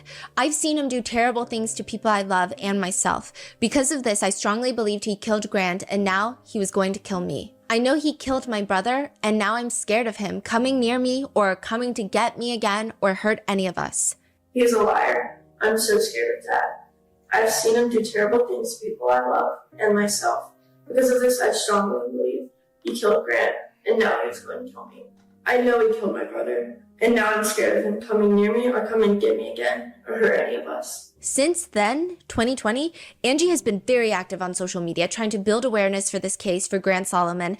If I'm not mistaken, I believe that they raised close to $200,000 for the Freedom for Grant and Freedom for Gracie GoFundMe accounts combined. Angie says all she wants is a proper investigation, an autopsy, an exhumation now, a toxicology report, an accident reconstruction, something, but she got nothing. So now she wants to use this money for that. For a long time, Angie is on podcasts, on social media, talking about what we can do to help. And then she just disappears. Like a year or two ago, she starts slowing down in podcast appearances. She doesn't disappear per se, but a lot of creators report that they could no longer get in contact with Angie. She just kind of ghosts them. Others are saying that the social media profiles are oddly quiet out of nowhere after $200,000 have been raised. You know, it's just quiet and there's not much news, not much updates until earlier this year. Angie Solomon is arrested for a bizarre murder for hire plot to have Aaron Solomon killed. And now everyone is confused because is Angie Solomon a desperate mom who is just trying to get justice for her own son and take justice into her own hands because nobody's listening to her? She's going on podcasts. Nobody's listening to her. She's going on News Nation. The police aren't reopening the investigation. She's going on doing on all these things and nobody is caring. So maybe she felt like she had nothing else to lose and this is what she has to do for her daughter. Or did she take the $200,000 and what did she do with it? Maybe she had no plans to reopen the investigation. Maybe that was a ploy to get money. Maybe she brainwashed Gracie into believing that her dad abused her, also that she can get Aaron Solomon's $1 million trust. Or is Angie Solomon unwell and has she brainwashed her daughter into believing in all of this abuse? And now that they've raised $200,000 from the GoFundMes, which by the way, she doesn't have anymore clearly because she couldn't even pay the hitman. Where did that money go? That's a big question. Where did that money go? And now that she's run out of that money, supposedly, is she after Aaron Solomon's $1 million trust? What is the motive? Is it justice or is it money? That's what they're arguing. So with that is where I leave you with this part of this case. I will be back for the next part and let me know your thoughts. Stay safe and I will see you in the next one.